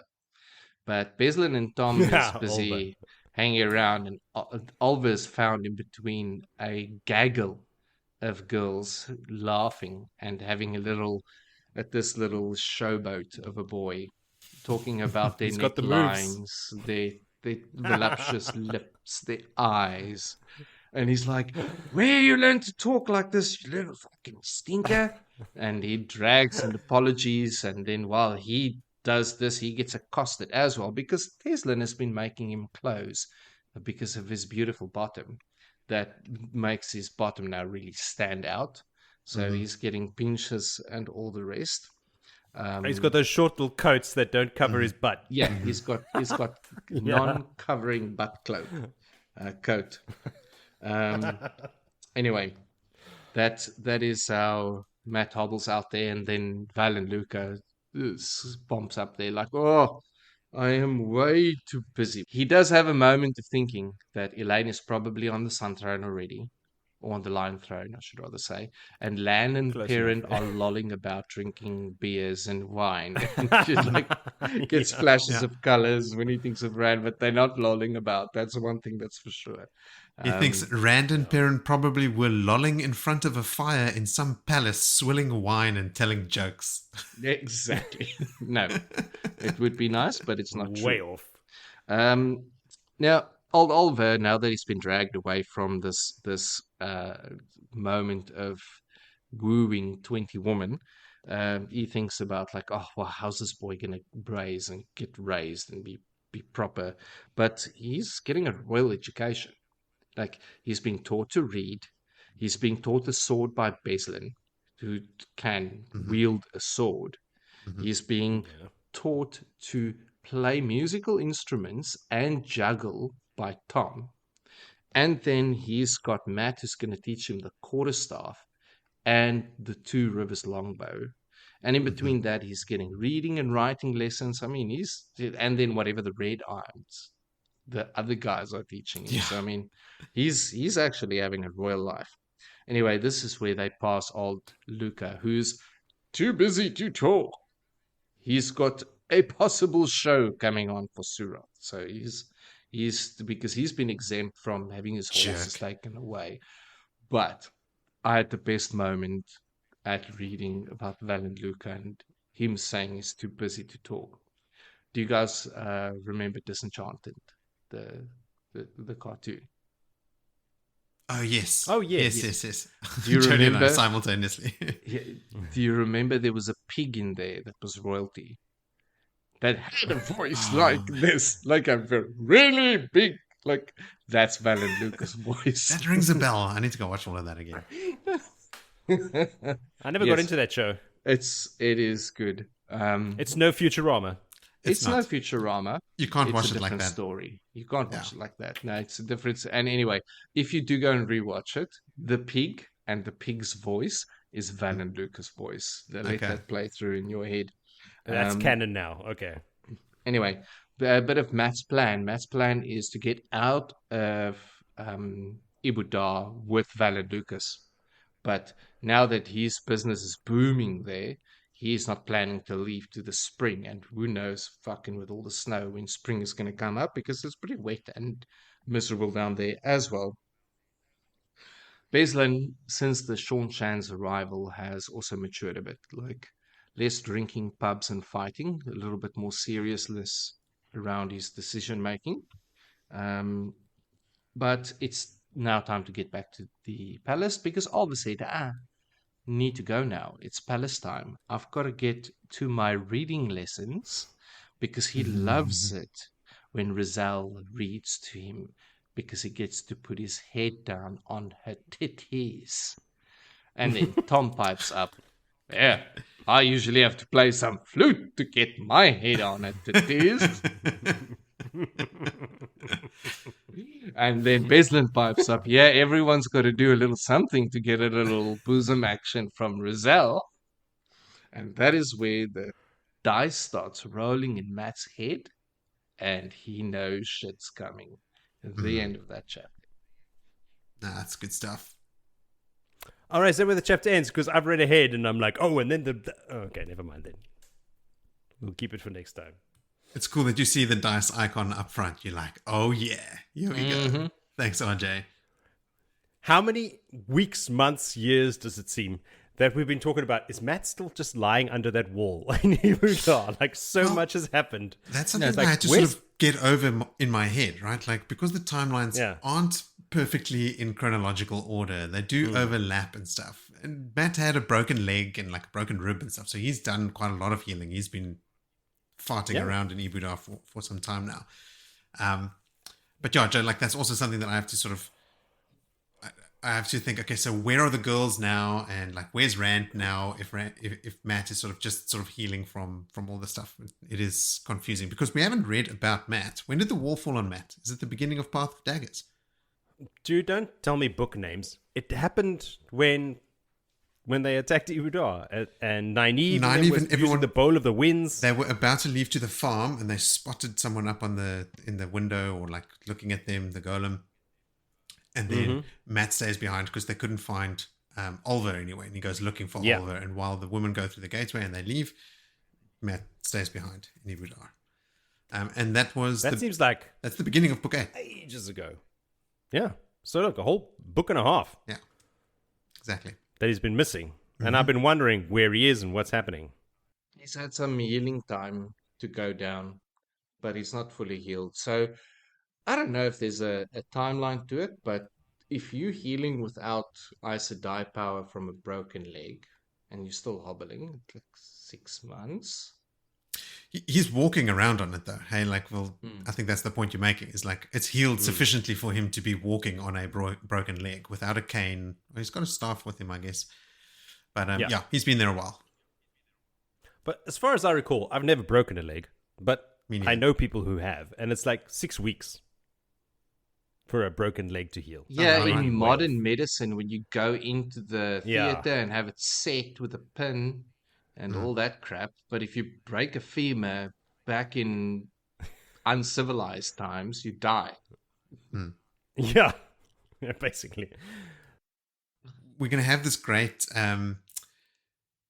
time stamp across all the storylines when Rand and Nynaeve cleanse Sidin, because people feel it all around the world. So we'll be able to read in all the books how long was it until people led up to that moment, and how does it show up where they are to see like where everyone is relating to everyone else. On the Bowl of the Winds was also a bit of a timestamp. It was, yeah, certainly, and all the changing weather immediately afterwards and stuff. It's actually a good shorthand to show, like, this was only a couple of weeks later, but it was later because it's colder now than it was just before. Yeah. Lucas' show was 50 times as large as Tom had told him. Had it grown in the time since the Sean Chan came? Like, there's a lot of unemployed people and there's freaks in between them, so... Also, new freaks from Sean-chan. Yeah. Juggling freaks. Lots of them there. Also, trapeze freaks. wasn't Luca given some kind of special treatment because he sheltered that Reddit trainer that kicked the shit out of Nynaeve? Yes. Yes, he got a complete Yes, she did. Complete Pardon. pardon. None of his animals was confiscated. So that's right. there's a lot of horses has been confiscated. Ironically, His horses are not part of the lottery. Not his horses, but that's where Matt's go like, I've got Fat Vannon. He'll steal the fucking shit out of those horses and we'll be on the road. Yeah. But I can't ride for more than a mile because I'm still busted up with broken ribs and shit. Yeah. Yeah. Matt is just like, shit, I need a horse. Vannon. Oh shit, I need money. Dice. Whatever it needs. I can get it whenever I want. Like, It's so no good. stress. It's so good. Yeah. Joe, did you have anything else to say about that last chapter? I've got one more note, but that's all I got. I have one note that says, woohoo, Matt. Yay. Done. My last note about Matt is when he and Aludra are sort of playing, like flirting with each other. And she says, okay, when you come back, and I'll show you something that'll make you blush or something along those lines. And then Matt thinks to himself, I don't know, that might be hard to make me blush. Not all those memories from those past lives are about battles. He's got loads of other experience as well. He's like, you might be surprised what it takes to make me blush. Okay, well then if that is it, have you guys remembered to pick your favorite moments? Mm-hmm. Jody, this is the most dejected I've ever seen you. This is 88 episodes in. I swear to God, did not cross my mind at all until you mentioned it right now. I am Jack's complete lack of surprise. How is this even possible? You guys carry on. Where's my Kindle? All right, Vil, how about you go? Oliver and the Oliver. ladies. His Oliver, unique like, education. this is not the first time that Oliver is my favorite moment because I really identify with I've him. said it. I like Oliver.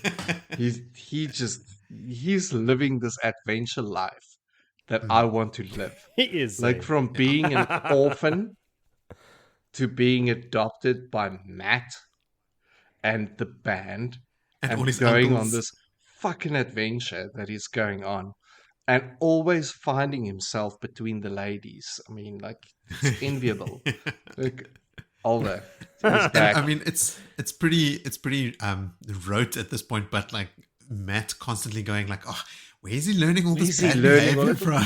Come on. This fistful of uncles he's got. This must be God knows what else he's learning. And then like all the examples of him being with women, he's like repeating stuff Matt has said, or just basically being a small Matt, which is repetitive but still funny every time. I still enjoy it.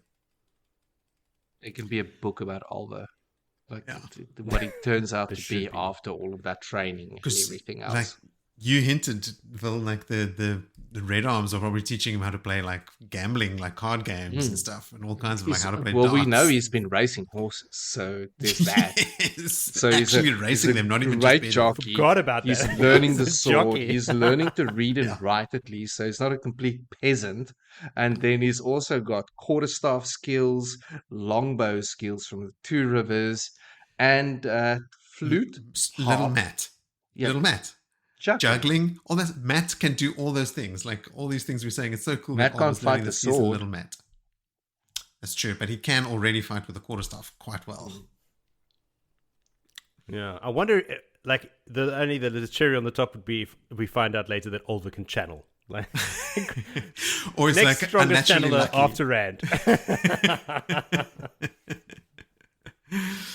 Okay, Joe, did you manage to track down a favorite moment there?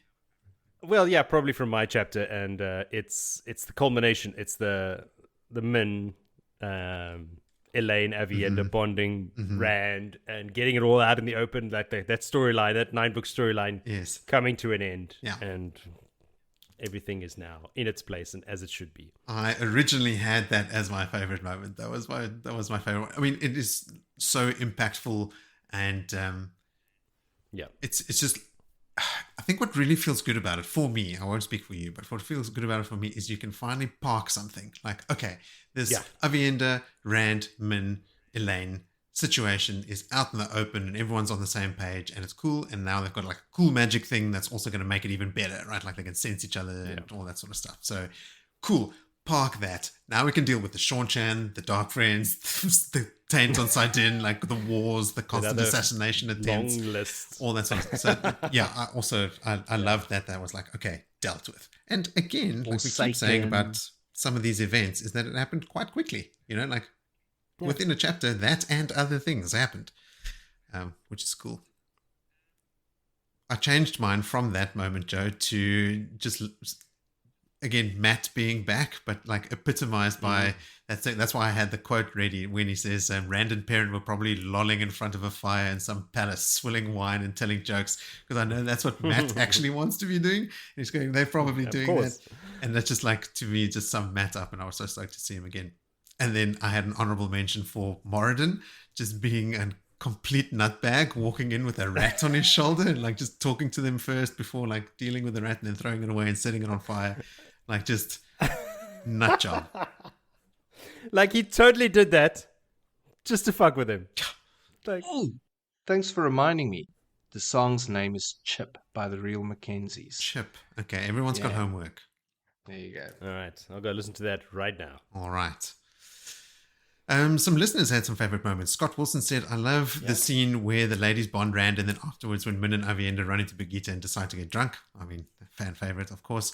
And backed up by Ian Yellen, who also says Min, Avienda and Birgitte going to get drunk. Specifically that part. Shit, yeah, there's a lot of good things there. A lot of... Ian had a good honorable mention, though, as well, where the male Forsaken having it pointed out to them why Rand cleansing the source is such a bad thing. Because the Dark One apparently needs a leash only on the men, not the women. Mm-hmm. Yeah. Thank you, Ian. So, to our other listeners, send us your favorite moments so we can read them out along with ours. Tell us your theories, your unique insights, no matter how crazy. Just send a message to say hello. You can do all of that using the social media links in the episode description, or if reading things on your podcast app is not your thing, just message us on X at Blood and Ash Pod. bloodandashespodcast.com will take you to our website where you can leave written messages, buy a t-shirt, or even leave a voice message we can splice into the show, so try it out. But be warned, it's 90 seconds long, so make it count.